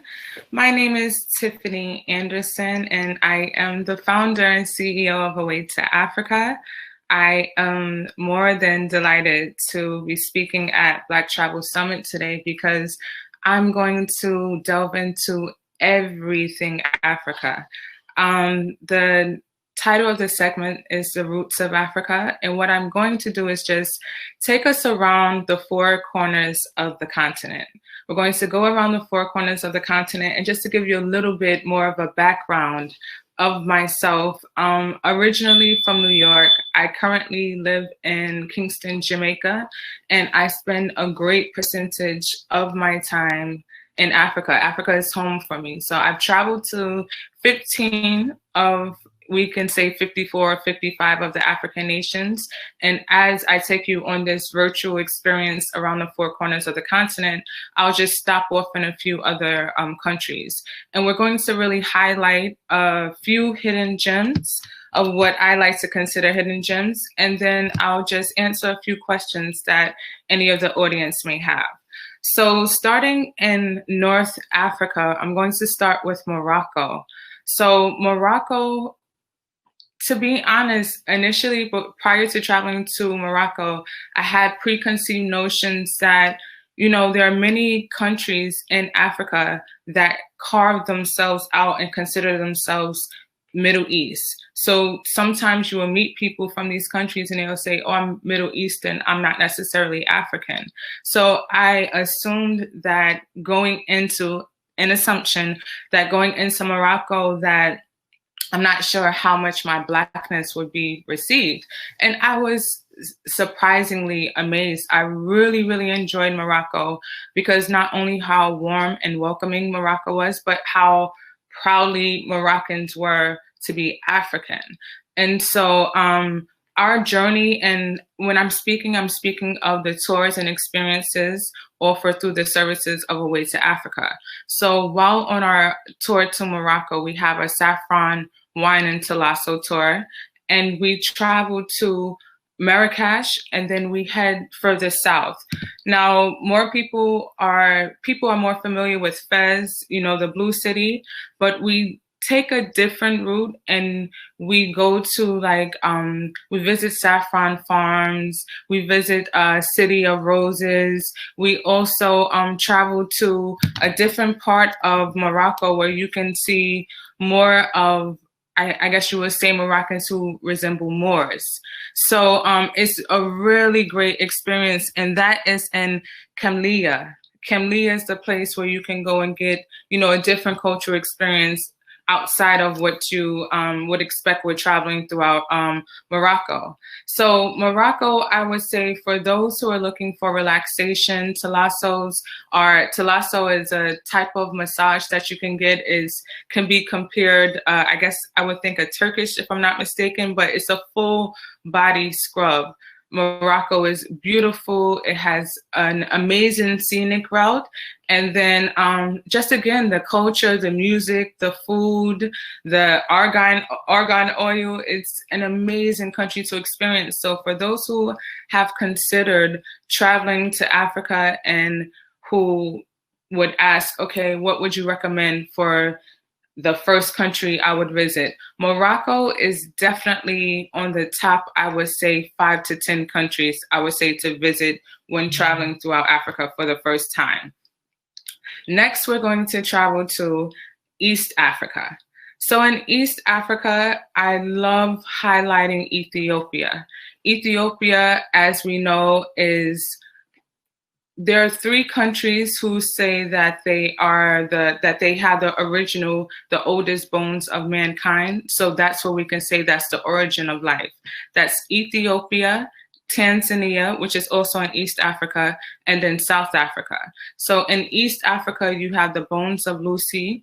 The bones of Lucy is, a woman who her bones are on display in a museum in Addis Ababa. Addis Ababa is the capital of Ethiopia, and one of my favorite things of Ethiopia definitely are the people of Ethiopia. They're so beautiful, but they're so proudly Ethiopian.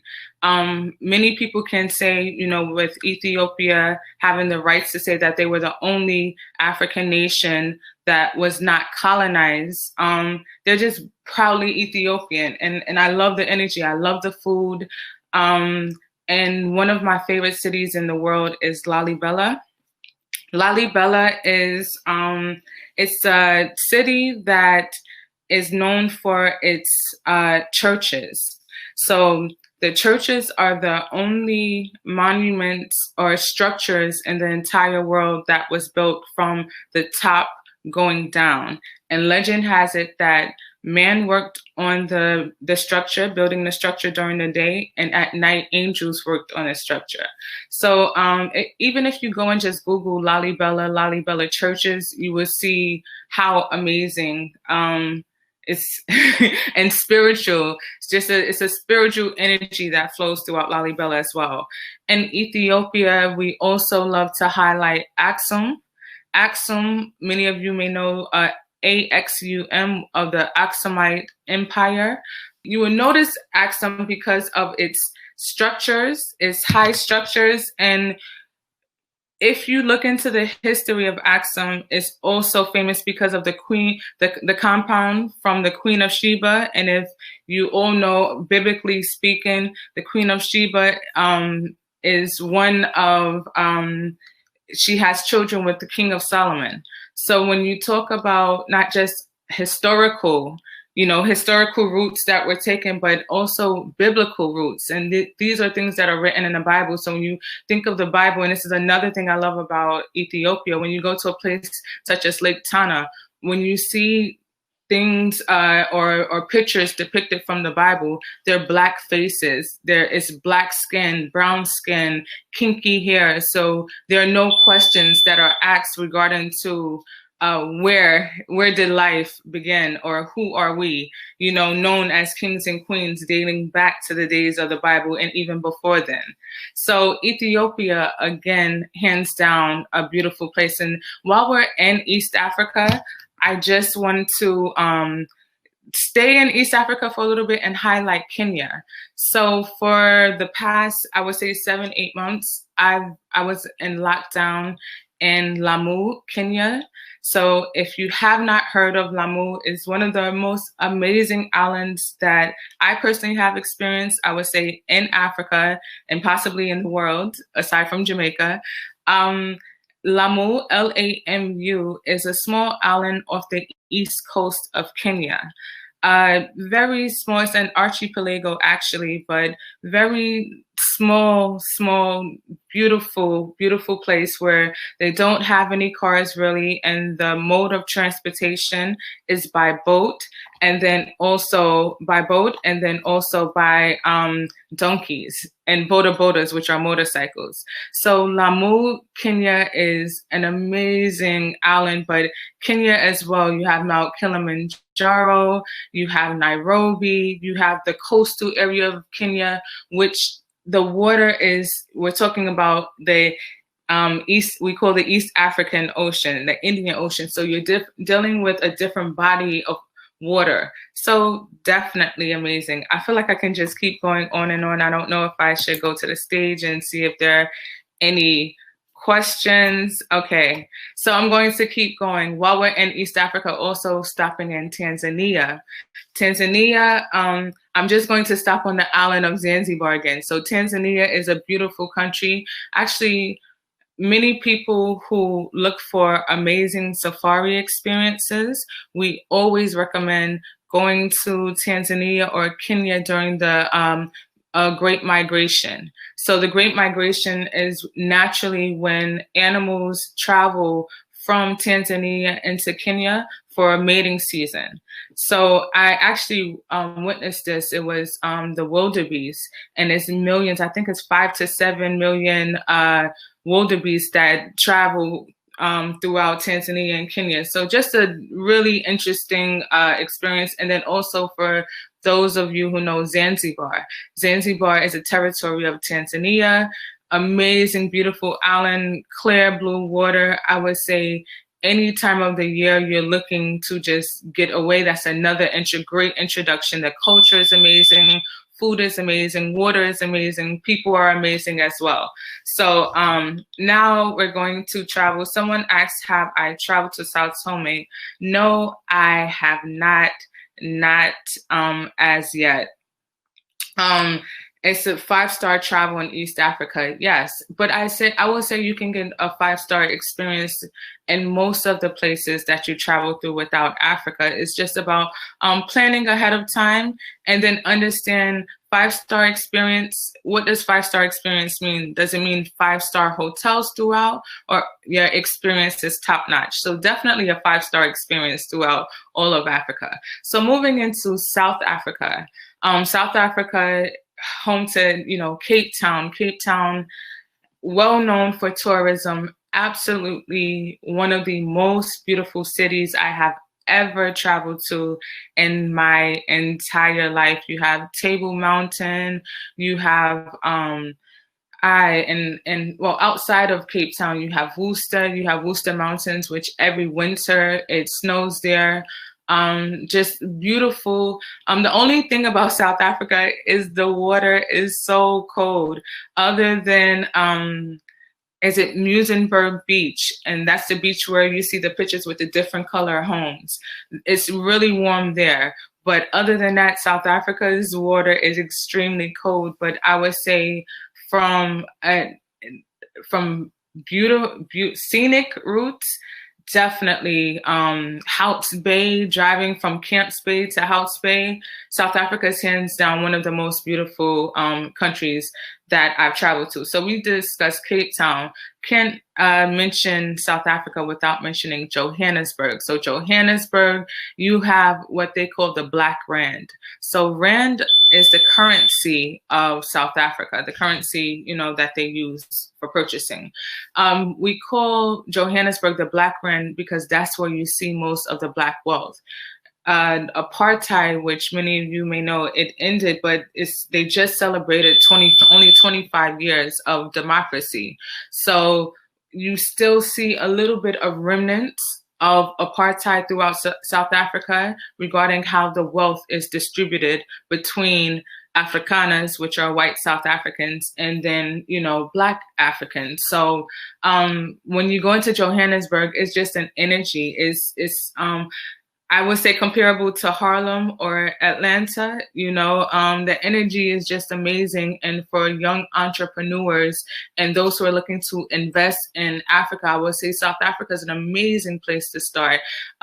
for visiting for beautiful, seeing a beautiful country, but for emerging business opportunities and talented young entrepreneurs. South Africa is an amazing place, especially Johannesburg. But also want to mention hidden gems in South Africa, such as KZN, which is KwaZulu-Natal, or where Durban is located. But there you have a place that's called where the Drakensberg Mountains are located. And the Drakensberg Mountains runs through South Africa, KZN, all the way through Lesotho. Now, Lesotho is a landlocked country within South Africa, and it's I forget the slogan, but it has to do with the mountains in the sky, because Lesotho is one of the most highly elevated. You guys know what I'm talking about. Regarding to how high the mountains are compared to the entire world. So Lesotho Mountains, you will be familiar with Lesotho because in Black Panther, a lot of their shots were from Lesotho. So in Drakensberg Mountains. So going back into South Africa, we mentioned KZN, Lesotho, and then I would close it out with Limpopo. Limpopo, I feel as if it's a province on its own. South Africa are made of provinces, like United States are made of states. South Africa is of provinces, and Limpopo is, I would say, it's a hidden gem because it's so beautiful, so many opportunities, and it's just, I feel like it's not as traveled. So I will always recommend that. So just going to West Africa, and we're going to wrap it up here in West Africa, and starting with Ghana. So for those who are looking to, would be my number one choice for those who are looking to travel the first time into the continent, as well as moving to the continent. I would say consider Ghana first. Ghana has done an amazing job with welcoming those from the diaspora into their country for opportunities to move and to invest. And so prior to moving anywhere, you should definitely have a plan. So if you have a body of people on the receiving end saying, welcome, we welcome your ideas and let's work together, I think it's a great place to start. So Ghana definitely is amazing, but looking to other countries in West Africa, looking at Benin, Togo, which are just a car ride away, Nigeria, there's so many beautiful places that you can travel throughout Africa. So I'm going to wrap it up now. I'm going to see if there are any questions. Then the highest point of elevation in the world. Thank you, Yinka, for Lesotho. So if there are any questions, I can answer any questions. Have I traveled to Angola? No, I haven't traveled to Angola, but one of our team members is from Angola. I hear beautiful things of Angola. I hear that there are a lot of hidden gems, and I would love to delve into the history of Angola. I know of Queen Zinga, but also that capoeira, I thought for so long originated in Brazil, but it originated in Angola. So no, I haven't traveled to Angola. So that's my information there. And thank you again for giving me this opportunity and this platform, Anita, and enjoy the rest of your day.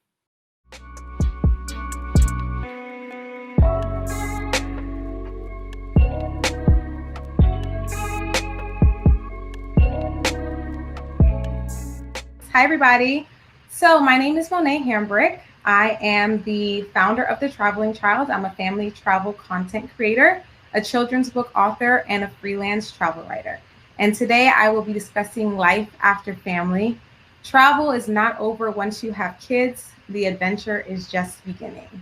How many times have you heard, be sure you travel before you have kids, because once you do, travel is over? I heard it multiple times while I was pregnant.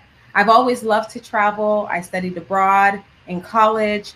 I'm a first-generation American with 2 Jamaican-born parents, so I had my passport from a really young age. But as soon as I got pregnant, before people even told me, congratulations, they said, you're not going to be able to travel anymore. And to them, I said this.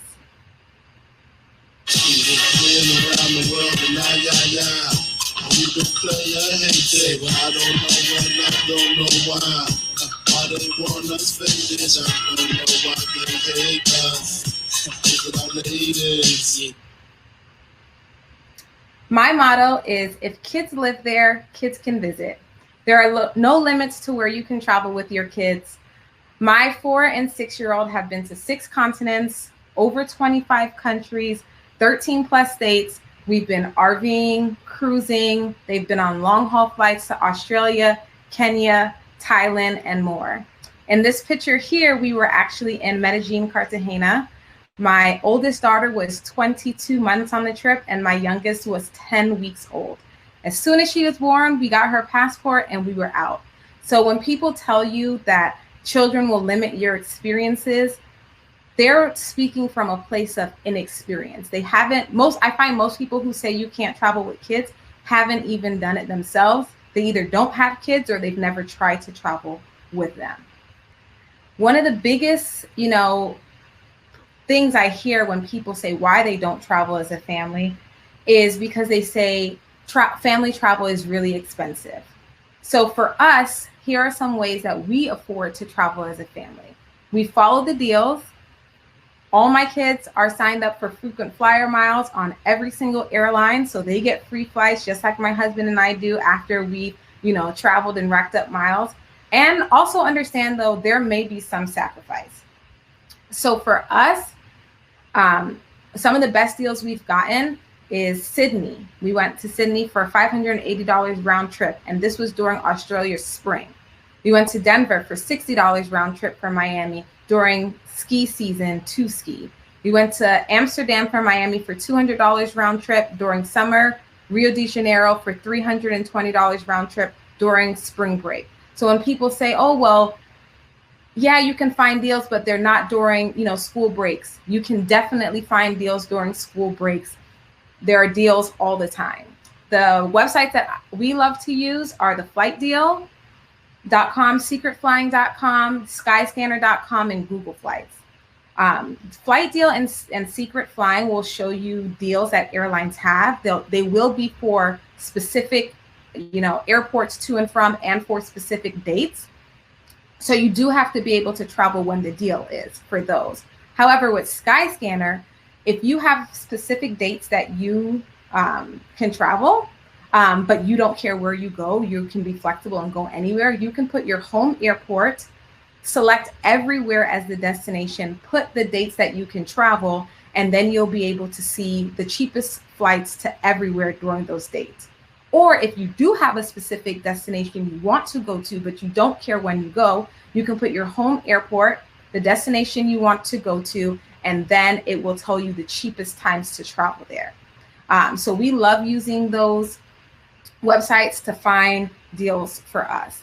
But then again, there is also sacrifice. I'm not gonna lie, we're not rich at all. So it does come with sacrifice. We prioritize travel because it's something that we really enjoy and we want to do. So for us, that meant giving up cable. We don't have cable. We haven't had cable for years. We save about $100 a month on not having cable. $1,200 can go a long way. If you look, we went to Amsterdam for $200. So even times 4 people, that's $800. That $1,200 a year can pay for, round trip flights to Europe for our family. So you have to find what you're willing to sacrifice sometimes as well. That could be eating out. That can be deciding to cook on vacations. A lot of times we'll stay in vacation homes that have a kitchen and we'll make breakfast, in the mornings. Of course, we want to try the food that's in the destination that we're traveling to, but we don't have to eat out breakfast, lunch, and dinner every single day. So think about where you can pull, money from if money seems to be the issue with being able to afford travel as a family. And don't forget about the deal sites like Groupon and Travelzoo. Just like we have them in the US, they have them around the world as well. So you can book Groupons in, international locations. But my kids aren't homeschooled. Another, thing that I hear is, oh, but my kids have school, so how can I travel? Well, my kids aren't homeschooled either. Adventures don't have to be long. Take advantage of school holidays. And honestly, it's okay if your kids miss a few days of school. Think about the experiences that you're going to have on these trips that your kids will never get in a classroom. We went to Kenya, and my children missed a few days of school, but we're meeting with Mara tribes. We're going on safari where they were able to see 5 cheetah take down, a topi, which is similar to a gazelle. These are once in a lifetime experiences where I personally feel like it is more than okay to miss a few days of school. But you can think about how you can utilize school holidays, which often you'll also have off of work, to be able to travel without missing a lot. So for instance, when we went to Cuba, we went over Labor Day weekend. So we traveled for 4 days, but we only took 1 day off of school and work. We left Thursday after work and school. We flew in, we had all day Friday, Saturday, Sunday, and then all day Monday. Tuesday morning, we took the first flight out of Cuba. It's a 30-minute flight from Miami, lucky for us. So we could take a 6 a.m., 6:30 a.m. flight and then go straight to school and work. So we got a great vacation with only using 1 day. The same thing when we went on our Nevada road trip. We left on a Thursday. The kids had early release day. Left Thursday, they had no school on Friday. We had all day Friday, Saturday, Sunday, Monday, and then Tuesday. And on Tuesday, we took the red eye home. So we got 5 days with only missing 2 days of school. When we went to Morocco, we went during the week of Thanksgiving. So the kids didn't miss any school at all. And my husband and I only had to use 3 days of vacation. There's a lot of ways that you can play around and utilize the days that you have off of work, even if you don't have kids to travel frequently, or if you do, utilizing their school holidays. Adventure doesn't have to end once you have kids. A lot of times I hear people say, oh, well, I won't be able to do the same type of travel. And, that could be true. There are definitely things, obviously a 10-week-old in Medellin can only do but so much. But adventure doesn't have to end once you have kids. Children are fearless, and typically that is until an adult instills fear in them. It isn't intentional, but every time we say stop, that's scary, you'll get hurt, etc., we're training our kids to be scared of an action we're trying to prevent them from doing. They're not naturally fearful of that. So the same goes for adventures. I'm terrified of heights, but I want to make sure my kids aren't scared of heights just because I am. So if they're interested in an adventure they can participate in and they want to, we let them. And we just have to let them draw their own conclusions on the activity. Here, my daughter was 3 years old, ziplining by herself on the lines that she could. Meanwhile, I was ziplining with a guide because I was too scared. But she got that opportunity to do what she, something that she wasn't scared of. She wasn't scared. So just because I'm scared, I don't want to instill that on her. During the same ziplining trip, halfway through, there was this thing called a Tarzan swing. None of us wanted to do it. Not one adult on this trip wanted to do this Tarzan swing. But my daughter wanted to try it. And I was terrified, but she was so excited. You can see the excitement in her. So it was safe for her to do. She was able to do it, so we let her do it. She did it. And when she finished, we were all like, so how was it? She was like, I didn't really like it that much, but I'm glad I did it. And, even though she didn't like it that much, she made the decision to do it. And now she knowingly understands that she doesn't like to do that without me or my husband telling her that it's too scary or whatever the case may be. So they've surfed, they've ziplined, they've skied, they've snowboarded, they've gone parasailing, snorkeling, all sorts of things. Here, my daughter is skiing, and this was her first green run. I don't have any pics of the Tarzan swing in this presentation, but I do have a video of it on our YouTube channel. So here she's skiing fearlessly. After taking multiple ski lessons, she was able to do her first green run with the help of her instructor. But the accomplishment that she felt doing that made me so proud. And I just don't want to stop them from doing things that they want to do just because we're scared. So it's amazing to see them take on these adventures, excel in them, and not be scared or fearful. And with that, it's okay to leave the kids at home. I made a vow to never lose myself in marriage or motherhood. Self-care is taking time for yourself with your significant other, with your friends, And if you don't take care of yourself, how can you take care of your family? So every year I make sure that I go on a solo trip. I go on a trip with just my husband, and I go on a trip with my girlfriends, because we also are women before anything else. And we have to make sure that we are taking care of ourselves as well. So it's something that's really important to me to do. And why I travel solo as a mom is time to rejuvenate. Taking care of kids 24/7 is tiresome. So I want to be able to sleep in and just relax, go to the spa, do whatever I want to do.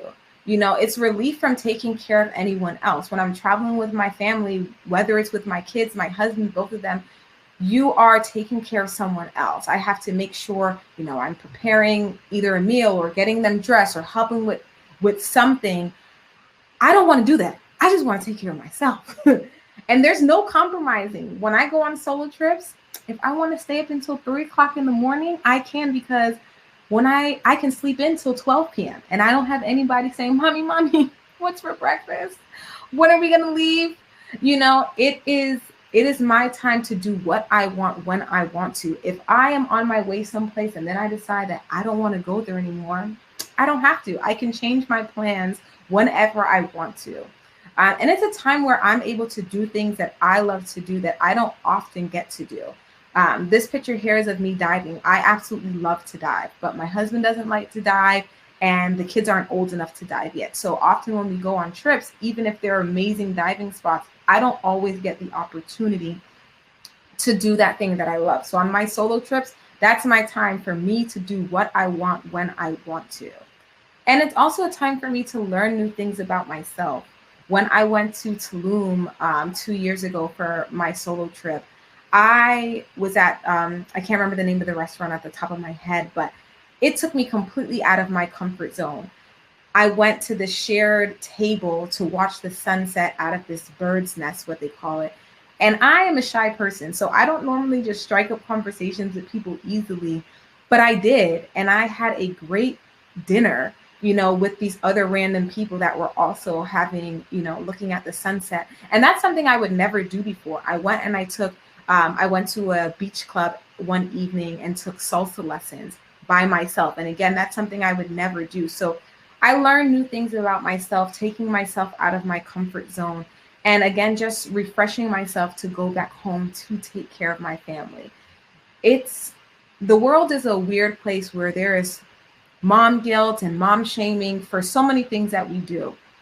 I've had people say, oh, so your husband lets you travel without him, or so who's going to watch your kids? And all these, you know, judgmental questions. And I think the more women show this part of their life and show that it's okay, the more women will know that it is okay, because it is okay for us to take this time for ourselves. And when I shared my first solo trip, you know, with my community on the internet, so many women were like, oh my gosh, I need to do this. I want to do this, but I feel guilty. How can I leave my kids? I'll tell you, the first night, well, on the plane a little bit, I felt a little bit guilty. But by the time that first night came and went, I was in heaven. Yes, I miss my kids, but I need to take care of myself first before I can take care of them. And they go on lots of trips with me, so they can survive not going on one trip. It is okay. They'll be better for it too, because they need time away from us. And as much as we hate to admit it, sometimes we get on our kids' nerves too. So it's nice for them to be able to have that time away from us as well. So if you haven't taken a solo trip before, whether you're a mom or not, I 100% recommend it. It is the most amazing thing in the world. And now I go on one every year. That is it. So if anybody has any questions, I am happy to answer the questions that you guys have. Ariana, I definitely get it. You know, the feeling guilty because you want them to have that experience too. But what I've learned is sometimes it's okay for them to miss experiences, because I also feel like it teaches them real life too, because in real life, they're not always going to be able to participate in everything. and there's going to be times that they miss out on things. So I also feel as if it helps them to understand that they won't be able to do everything in life that they want to, and sometimes they will just miss out. So our next spot, we are actually heading on a 4-week road trip on Monday, which I am so excited for. Our kids have virtual school until January 7th. My husband is also, his job they haven't brought them back into the office. They're working from home. So we are taking advantage of this time because we've never been able to go on a trip this long. So we are going to Orlando, Atlanta, Chattanooga, Tennessee, the Great Smoky Mountains to see some fall foliage, Franklin, Tennessee, Nashville, Tennessee, Memphis, Tennessee, and New Orleans. And then we're coming back home. So our kids will do school in the morning. And then in the afternoons, when they're finished with class, we are going to go out and explore and see all the amazing sights. So I started traveling probably when I was born. As I mentioned, I'm a first-generation American to Jamaican-born parents, so we would go to Jamaica quite often. I also have tons of pictures with my parents sitting in a back seat on someone's lap. I have 17 aunts and uncles without their significant others, so large family. And my mom and dad would take me on road trips with their siblings throughout the United States. So I started traveling when I was pretty young. You were told you were a terrible parent when you took your kids to Amsterdam by someone who has never been. Yep, that's normally how it goes. My kids have been to Vegas multiple times.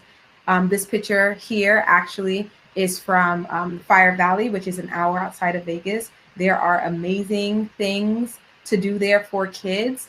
And we just have to ignore people that have that type of attitude because, again, they've never been. And Amsterdam, okay, they have the red light district. Okay, there's lots of smoking, but that's not all Amsterdam is. And you don't just walk down the street and everyone's smoking. There are tons of things to do there. Do you ever get any pushback from your kids' teachers whenever they miss any amount of school? We have not gotten any pushback at all.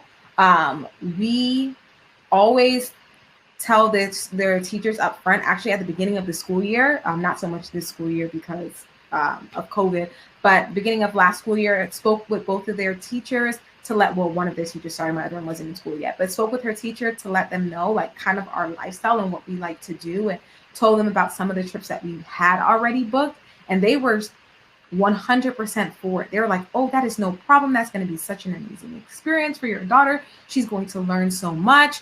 She's like, they're just like, please just let us know, a week before you go. That way we can get all the work that they'll miss. That way she can do it either on the flight there, on the drive there, in the evenings, whatever the case may be. They've been super supportive, and I've polled like other teachers, and most teachers don't have a problem with it at all.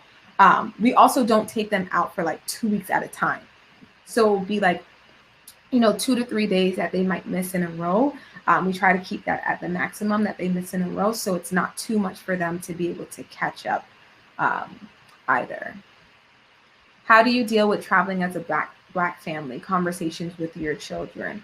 So for us, we obviously like things that we've done like RVing, especially through like Middle America.